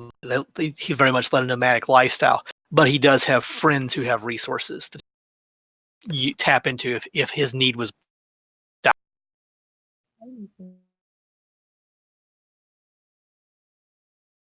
I think I need to.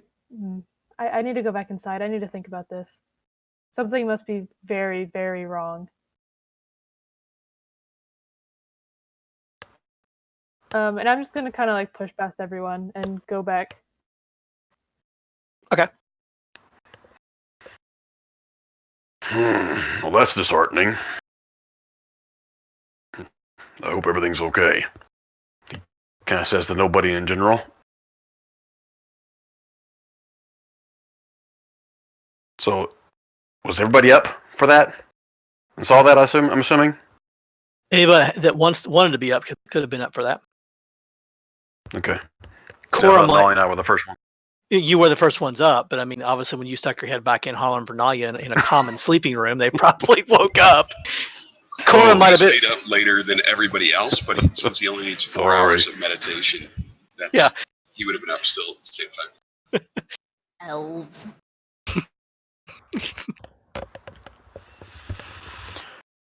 Okay, so Grunt will kind of get the party together if he can, then at least. Okay, so we need to figure out what we're doing. Something's going on with Nalia. But what's our next move? The job comes first.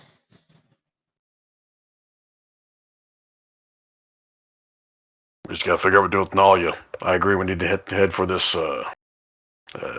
Wherever we're going for this giant The vault. boulder gym thing.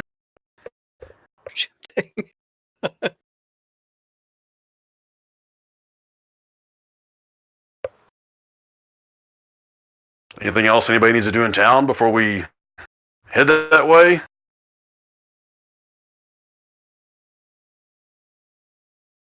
Nothing for Dash. Is Nalia leaving right this second, or does she want to head with us and then use the teleporter at a later time? How long are we if from Corcliffe to the vault? Like how much of a distance? Based on the information that you've given me, you don't know exactly. But based on the information, based on the map and that you have, you know it shouldn't take you more than a day to get down there.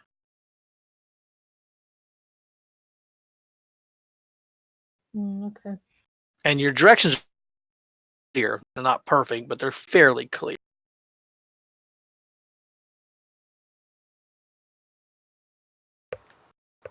Yeah, Grunt will ask around town, whether it's at the tavern or wherever else, for just to be aware of on their trip south of town. If there's bandits or any kind of wildlife or something we're concerned about. The only thing that they caution you about is, well, for starters, there is no road south of. The road goes to the west. So if you're traveling south of town, you'll be traveling cross country. And with Grunt's background on vehicles, does he know that wagon will make it cross country, or does it need a Yeah, your wagon will make it cross country unless it gets really boggy. But this part of the area you're in, though you're still in the tropical area, it's more open here. So it's not it won't be as hard for you to travel through. It'll slow you a little, but not enough. You still should be able to make, based on what information you have, where you're headed within the day. Okay. All right, so I'll share that with the group if they didn't already know it. All right, so looks like we need to figure out what's going on with Nolly.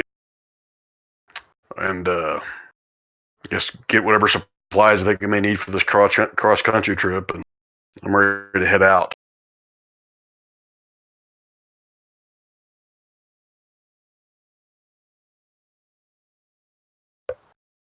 So, I guess if nobody else has got anything, I'm kind of curious about this chilled seafood warehouse place, but that's not going to hold me up. If you guys are ready to go, I'm ready to go as well.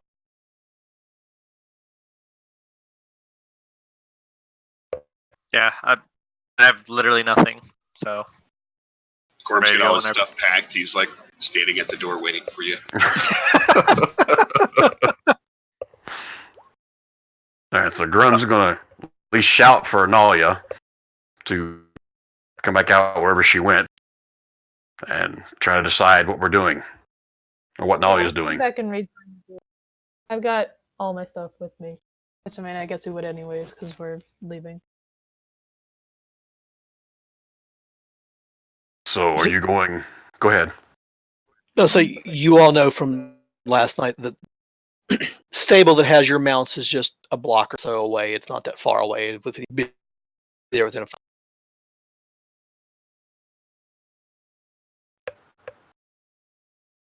All right, so I guess we're gonna make our way down. Looks kind of quizzically at Nalia. Yeah, let's do that. Okay. So you make your way out of town.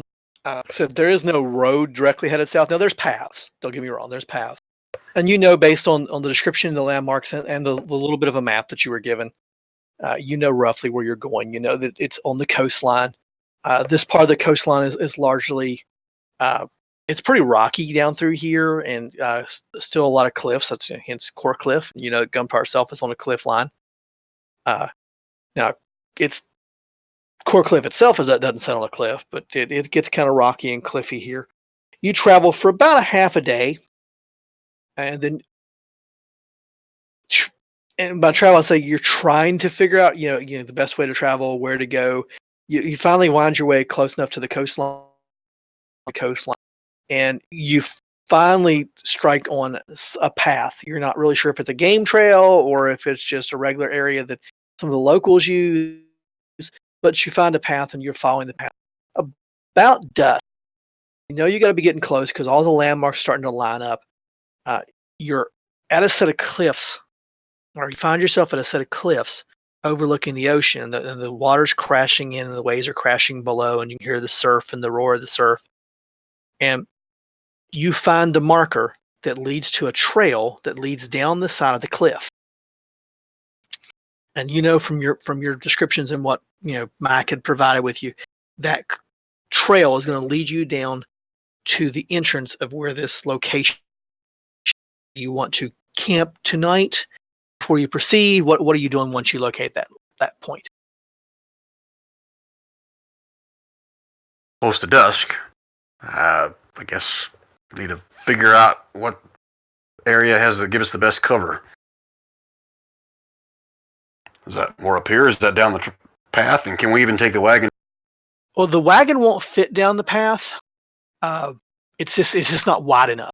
It's wide enough for you all to walk on comfortably. Even Bertra can walk on it comfortably, but it's not wide for you to take the cart down it. There is, however, a small depression in the hill cliffside just above you that would offer a little bit of shelter where you could put together a nice campsite if you wanted. All right. If it's getting close to dusk, then that's what I'll recommend. Yeah, Dash will second that. I'd rather camp what we've seen versus trying to go down and then see if we might be walking into something before we get a chance to camp. Okay. So you do some scouting around. Does someone scout out the trail as well? Yeah, Corm's doing the other, or if Dash is doing one thing, Corm will do the other. Okay. So which one of you goes down for the trail? Which one scouts the area? I'll do the trail. Okay. Okay, Dash, I'll do the area. You're doing the area? Okay. So like I said, you find a nice little depression not too far. And you can see it from where you're at, but you scout out, there's a nice little depression. Great. It'll block any of the wind that you might come in. Probably wouldn't want to camp there if it starts raining very hard to the pool there, but nice comfy place, blocks enough wind. It would make a great campsite. You find sign of some animals in the area, but nothing dangerous. Cora, you follow the trail down, and it actually switchbacks its way down the cliff, and it's almost at the base of the cliff when you find worked stone, and there is a door in the cliff, going back into the cliff, and to the right of the door is an inscription and a bowl inset into the wall. Can I read what the inscription says? Is it what language is it in? It's actually in common. Give me 1 second to pull my notes up. In the wrong place.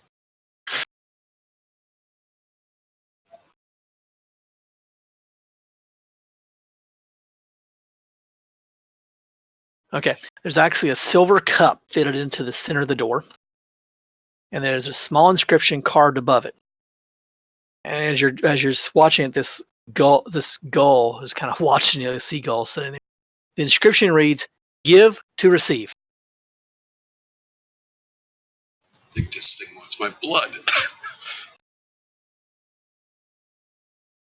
I'm gonna use some common sense here and decide to let the party know what's going on before I do Okay. something rash like slash my wrist and eat this chalice. Okay. So you go back up and find the others preparing the evening's campsite. Hey guys, I found something of interest down here. You might want to come check it out. There's like a stonework door and some chalice and an inscription there. It says "Give to receive." Figured I would let you guys know.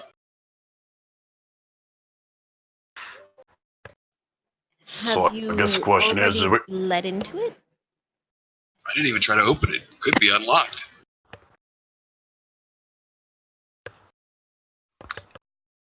If there's something there, I could only assume if we just open the door, it's gonna. If it opens. Doors are our worst enemy so far. Hey, I've gone through every door that we've tried, right? Eventually. It's not normally the doors, it's what's behind the doors. Does this sound like anything that I would have dealt with trying to get into other tombs? No. Okay. This does not. I mean, but based on your knowledge of Paleon, he was known to be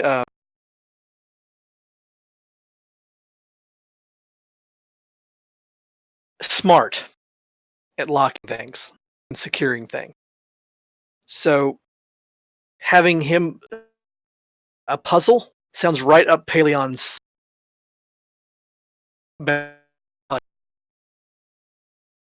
So I'll say to the guys, well, Pelion was kind of a tricky bastard, so I can only assume he had a puzzle there.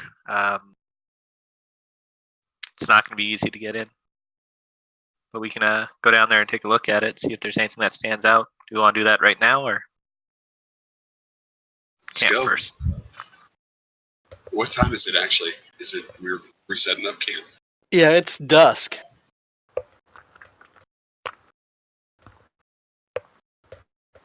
So Ground just kind of shrugged. Well, either we go all night down there, or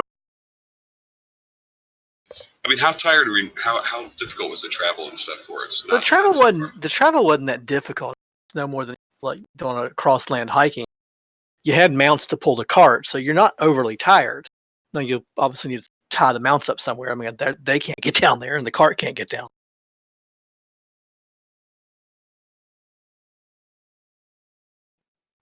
rock, paper, scissors.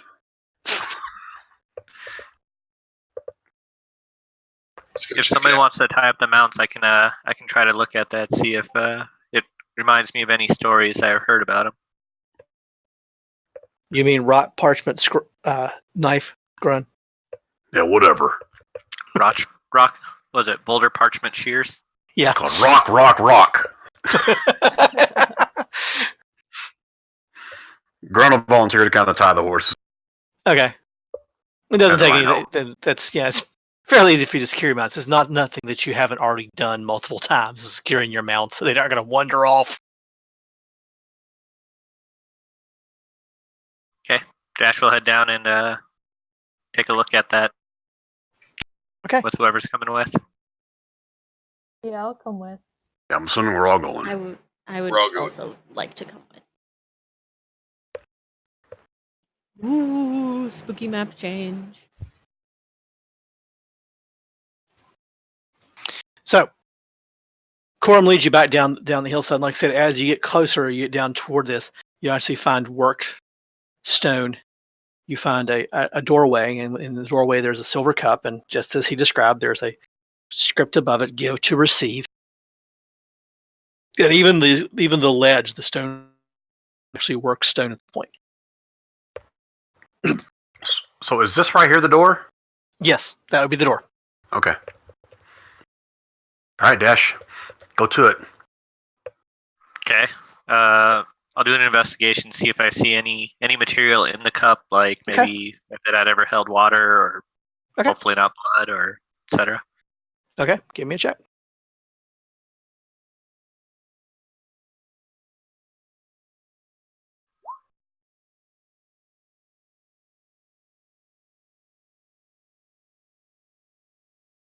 Let me answer lightning real quick.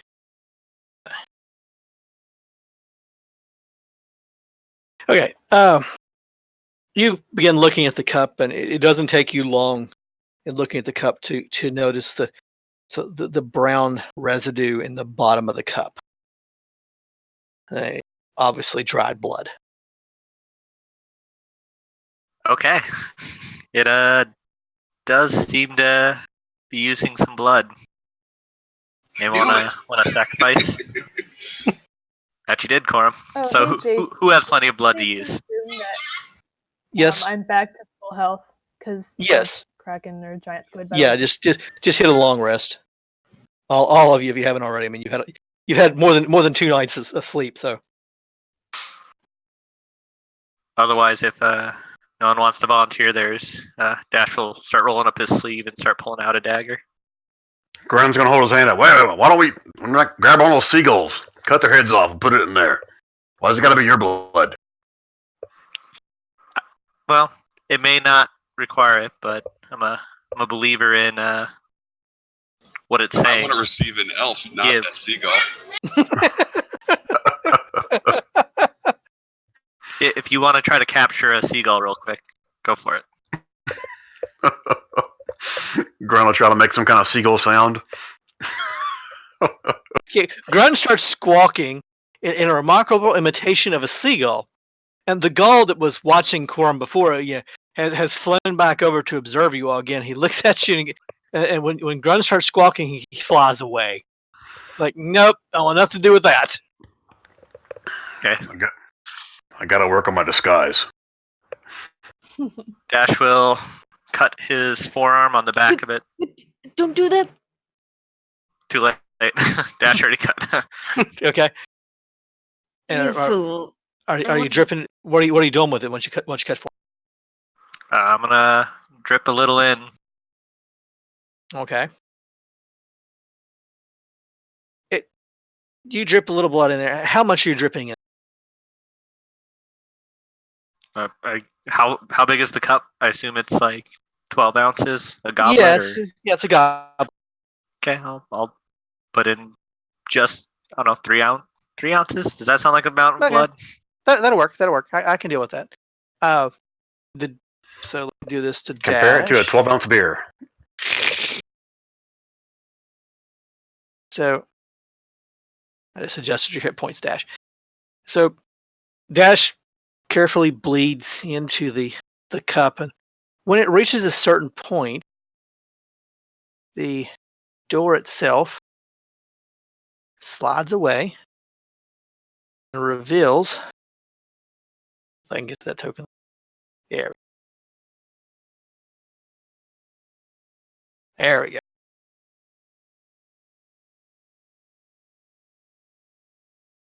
Reveals the passage.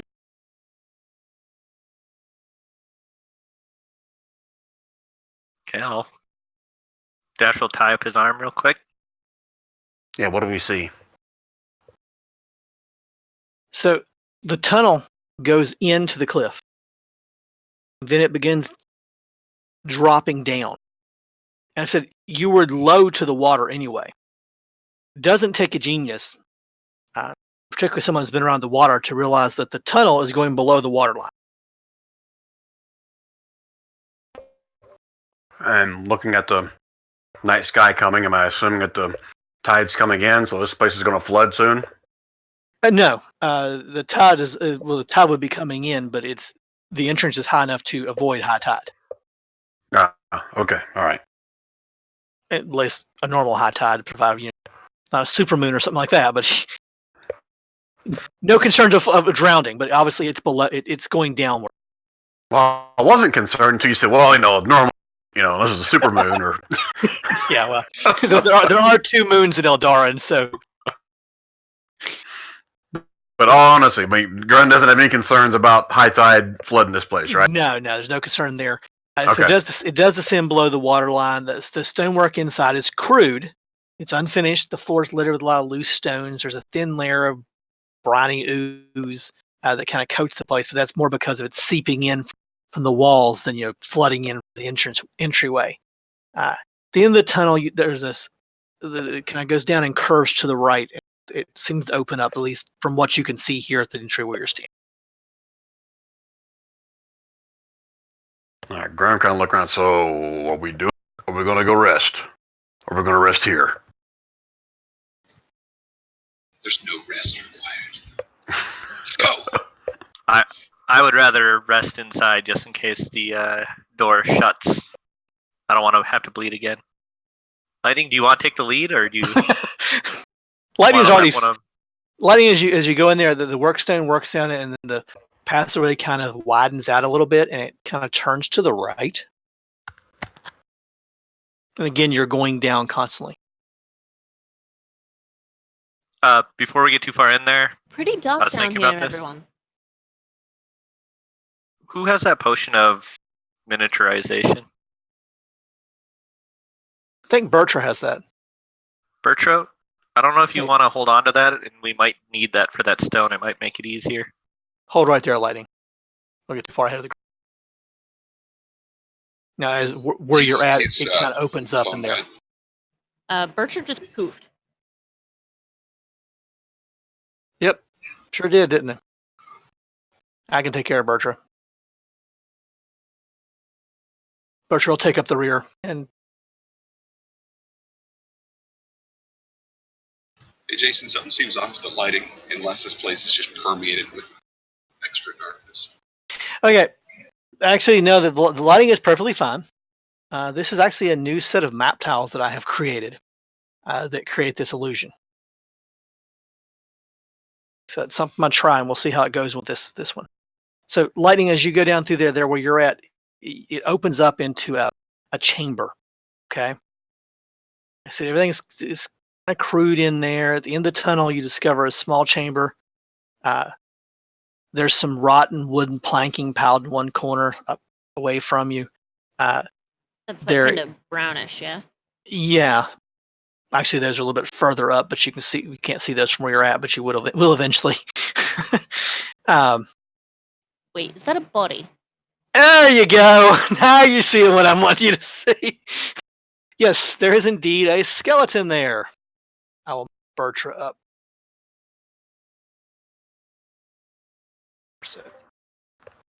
I'm assuming you want the rest of it to stop as well. You told Lightning to stop. Oh, I just told Lightning to stop. I didn't want her to get too far ahead of you guys. Oh, so the rest of us could. Yeah, Catch you can up. move. Yeah, you can catch up. Stop moving! Stop! There's a body! So there is a skeleton there. It seems to have something clutched in its hand.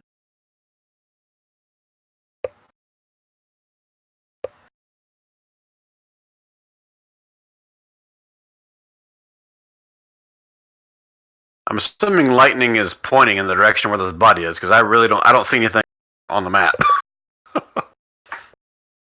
Well, it's actually on the map. Someone just pinged it. Oh, okay. Yeah, it's just kind of dark right there It's now just that I dark. see it. Yeah. I didn't make it bright white. I mean, it's a Okay. rotten body. I'm so glad I prepared the spell. Find traps. Okay, let's see. Let me read this and make sure I understand how it works. Traps within range. What's the range? 120 feet. So where does that put you at? Just so I can make sure there's nothing there.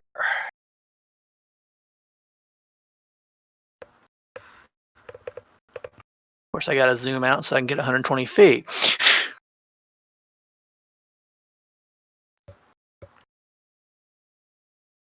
There is a trap. Yeah.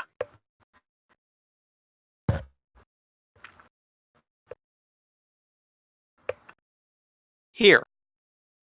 Well, not there, but somewhere in that off in that direction, there's a trap.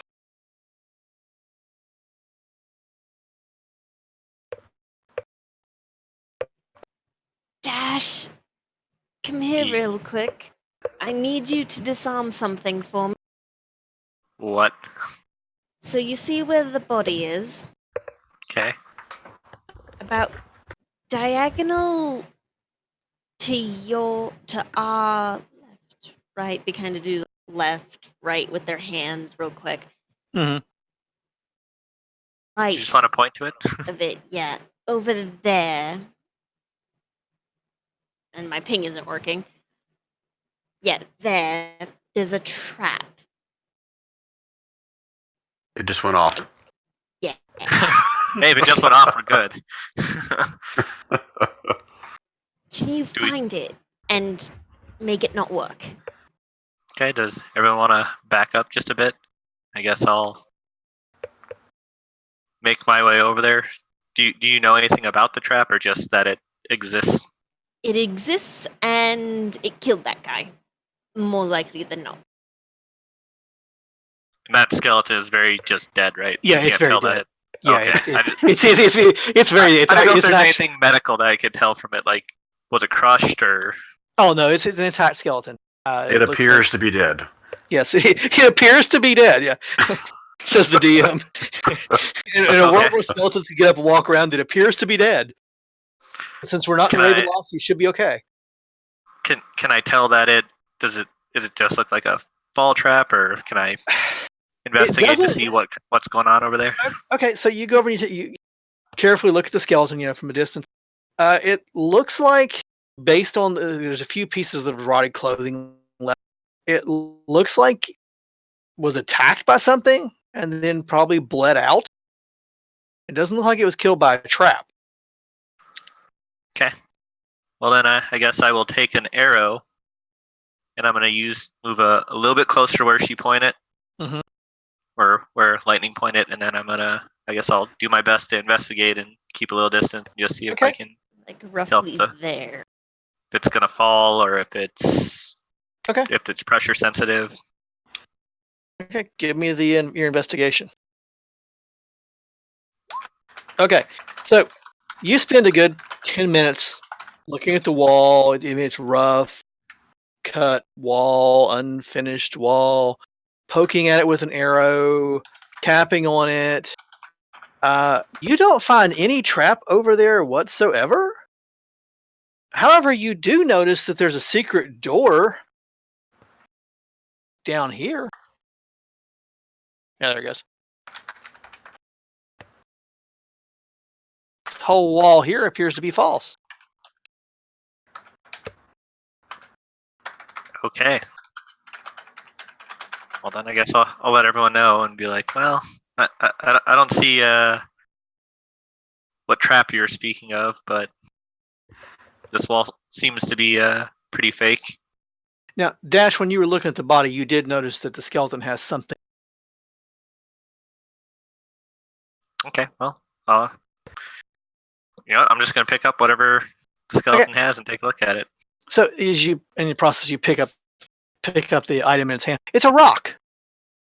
It's a carved smooth stone or rock, and it has the carving in common that says "wrong to us." Wrong to us. Wrong to us. Put it in chat.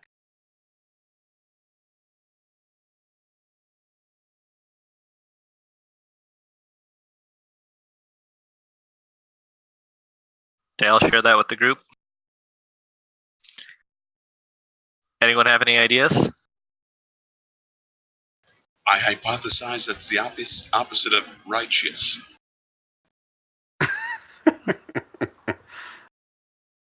Oh my god. It's just not wrong to use.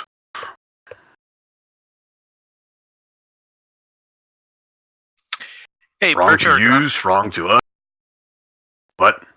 one of you want to throw the skeleton on that space that she said, and let's just all move back? Grun will look back to Bertra first.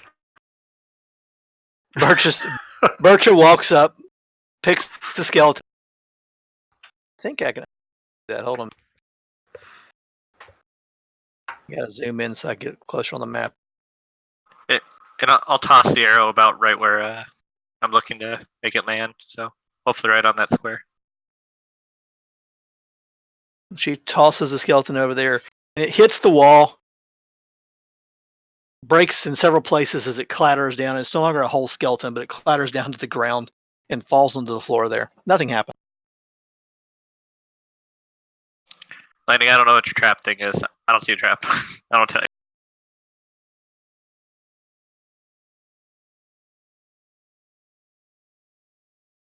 Is there any clear way to open up this false wall in this corner? As you poked around and looking for the trap, you noticed a trigger mechanism that would allow you to open that wall or to swing that section of wall away.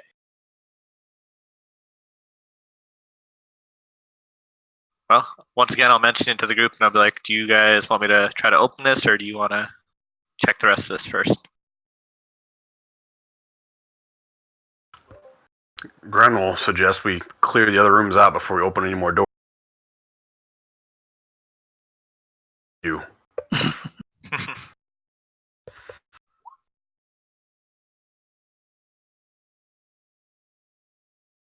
Lightning's still looking for a trap. It's Okay, here. Here. It's going to kill us if we walk through this corridor. So stop poking it then. I'm poking it so it doesn't kill us when you walk through. Do you just want to stand on it?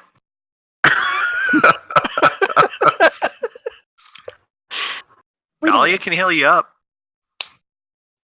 Wait a minute. Dash. Open that door. Maybe it goes off when you try to open the door. There's a Where's thing this here. Where's this alcove to open the door? It's over in the corner near one of the walls. Grunt, as you go on that way, you can see that there's a bit of dirt, and then it opens up into more workstone beyond that. I'll share what I see with everybody.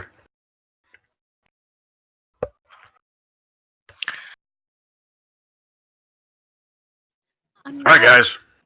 Let's make a decision. The door or the hallway beyond? What we doing? I'd rather check out the hallway before we open the door. Okay, Grun's getting ready to play rock, rock, rock again. Do you want me to take the lead? Or Corn, do you want to please. take the lead? I'm going to move my secret door token to the map layer so you all remember there's a door that you found. You can take the lead because I can kind of dash up that way if something does come out. Okay, I'll just needed. We'll assume she's in the tail of the party, covering your rear. I'm stealthily going to move ahead of the group. Okay. So the room opens up and widens out. You actually see some bits of broken wood to the north. And then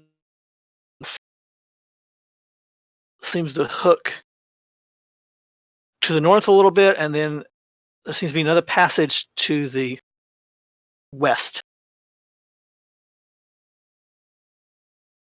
Okay, what are we pinging, Lightning?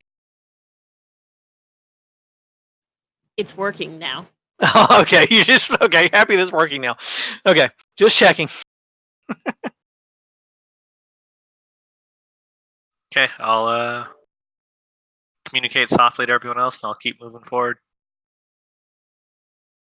Just keep an eye out for anything that looks obviously like a trap. Or... Okay. Well, Grun's going to try to keep Dash within at least eyesight. Okay. Can you even see me now? 24. Yeah, I can. Yeah, I can see you. Okay, I guess I will head up into the west. So Although this looks like it. yeah, I'll see anything else. it actually dead ends up in there. As you come around through there, so there's more dirt here or sand than the work stone, and it looks like they started digging this way and then stopped.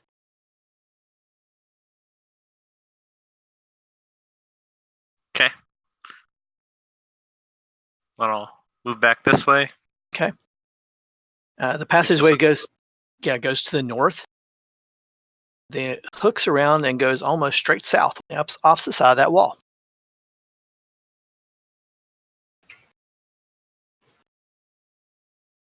Okay. I'll do some hand signals to let them know I'm moving this way, since I'm about to disappear from their sight. Okay.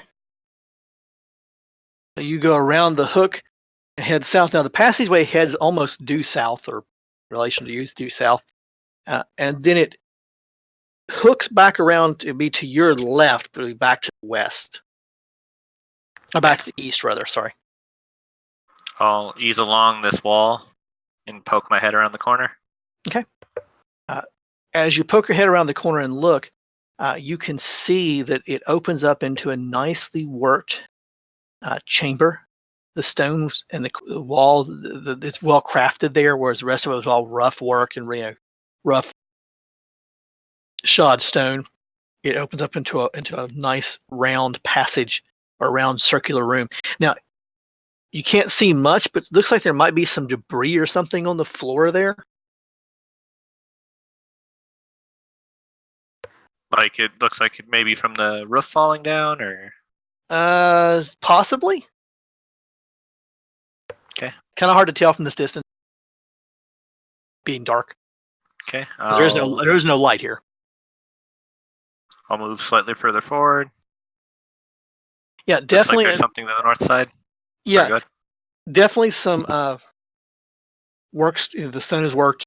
There appears to be a passageway or a doorway to the north, and there appears to be some piles of stone like in the middle of the floor.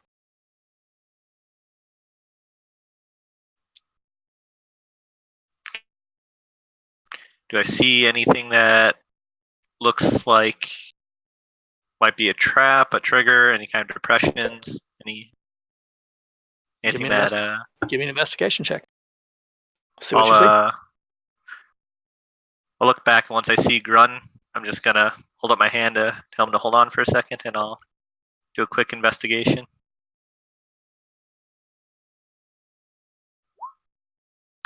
Grun relays the message to Lightning by giving her the middle finger. That's what Dash says. You I had no idea you just did that.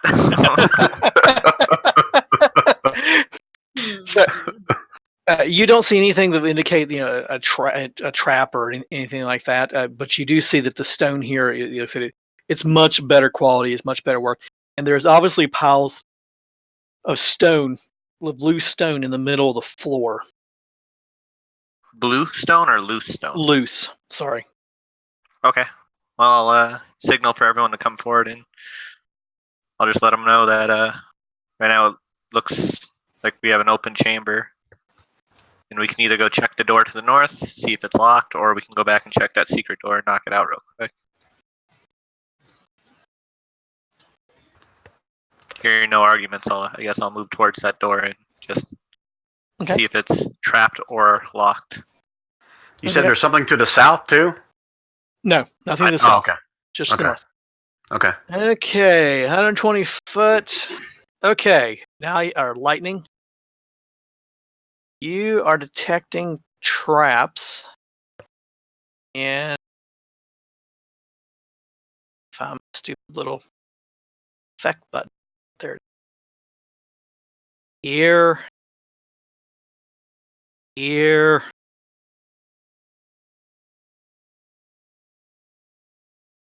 Wait, where, and where? So like everywhere. Holy shit! Here. What's that ball of fire shooting around the room?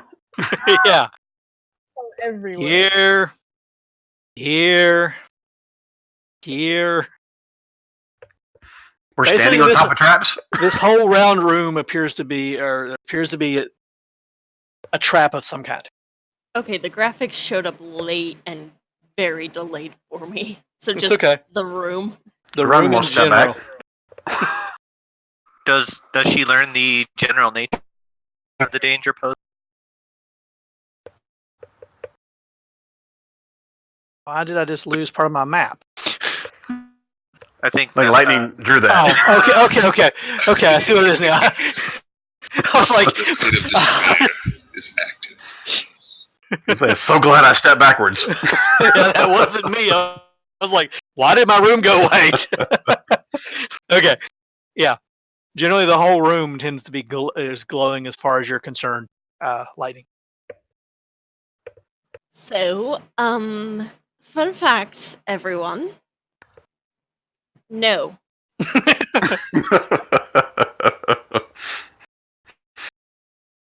So, do you know what kind of trap it is? How do you know there's a trap there?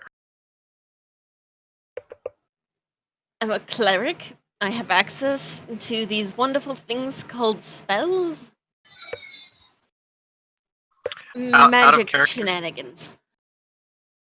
out of character, can she tell what it does? Maybe not exactly what it is, but can she tell if it's like a crushing trap, a falling trap?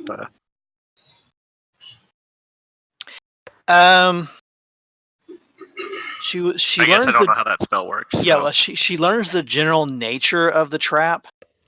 The trap seems to be the kind that locks you in. So it's more like a prison style trap. Great. Well, good thing you're here to warn us. I say we go back and check out that secret door and hope for the best. Thoughts? I'm with you. Let's see. Secret door, get trapped in a room. Yeah, I like the secret door.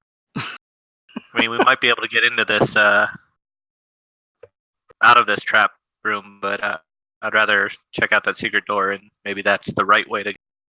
Back to the secret door, where there was only one trap. Well, Gren to will be ask fair, if, this is still one trap. and Gren's going to ask Dolly if she still has her little owl. No, Alvy No, was left back at the tavern. Okay. All right, so I guess we're heading back to the secret door.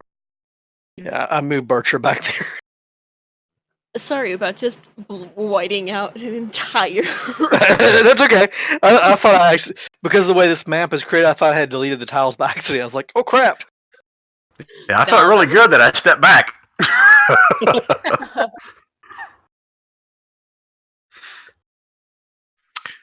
Hey, Corum, do you want to have your unseen servant open this, or do you want me to just press it and have everyone stand behind or back a bit? Corum's kind of sitting at that other little trap still and was thinking about his unseen servant Oh, to see what would happen if he sends him in. But he'll cast it regardless, just to see what's going on. did you mention that before we walked away? Because I imagine you would have stopped us from all walking down the end of the hall. No, I was just thinking. So he's like, you guys all wander off. So, we can do it one of two ways. Either Corum will realize you're not there and catch up to you, or he'll send in the unseen servant. I kind of want to see what happens if I send him in. Let's make a perception check there, Corum. Let's see if you're aware that you're alone. Oh, yep, you're aware. You heard them leaving. He'll go catch up to the party, and then we can do the unseen servant on the other one. Okay. But I did summon the unseen servant. So yeah, I saw that, so he's there. I've got to remember to make a token. Okay. So the unseen servant, once Corum gets back there, goes to where Dash indicates and presses. The wall slides away and reveals a passageway. The passageway is dirt, not workstone. It continues to go lower, going lower down. further down below the water line. So before we go any further, did Naut or Lightning, whoever it was, pick on this trap here? Is it the same thing, or like it could trap us in there? What? Now that you know where the other room is at, and you're standing here in this room, Lightning, you realize your mistake. You were picking up the trap from the other room. It was in that direction. Ah. Oh. Because the spell lets you sense traps within 120 feet of you. Well, that trap is only like 40 foot through that wall. Wow. Sweet. Good to know. Well, Uh, at least I know there aren't any traps downwards. it's true. We're safe for 120 feet this way. Same order, guys, or somebody else want to take lead? Otherwise, I'll I wander think we off. should continue. Do you need a new stealth roll, Jason, or No. Did anyone pick up that rock that the dead skeleton had that said "wrong to us" or whatever? Dash has it, I think. Dash spins it in his hand. Has an answer to your question. Ah, okay.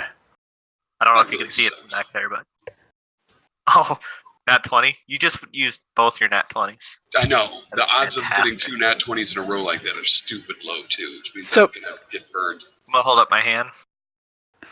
As the So everyone passageway goes in a little bit further south there, down, it opens up into a large room. So those look like people standing up to me. Is that what it's supposed to be? Hold on, I'll get you a description. I'm moving Okay. Bertra's token. Bertra's still behind you. I'm just kind of sticking her token out there so I have to move her again. So you descend into this chamber, and scattered on the floor are dozens of tablets with carvings on them. And there are 4 slumped figures scattered around the room. Okay, I'll hold up my hand and whisper back to everyone. I see 4 figures ahead and some stone tablets. I'm gonna move a little bit closer. Be prepared in case something wakes up. Then I'll actually. Can I see anything else or As you any traps or? you don't see any traps, but as you move into the room, you begin to look around, and there appears to be something against the far wall.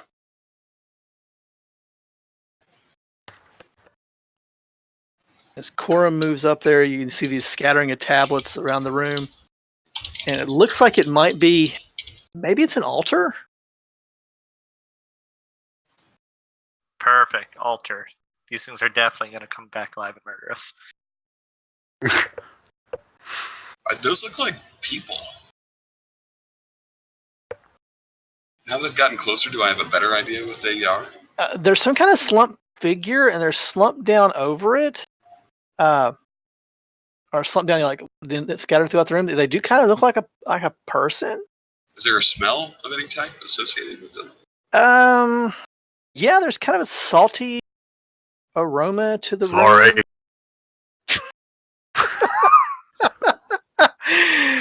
Corm's reminded of the story of the pirate who buried or whatever, killed off his crew and left them with his treasure, potentially. And as you all approach, I'm going to say it this way. 4 figures stand up and in unison turn toward you, and that's where we'll end tonight.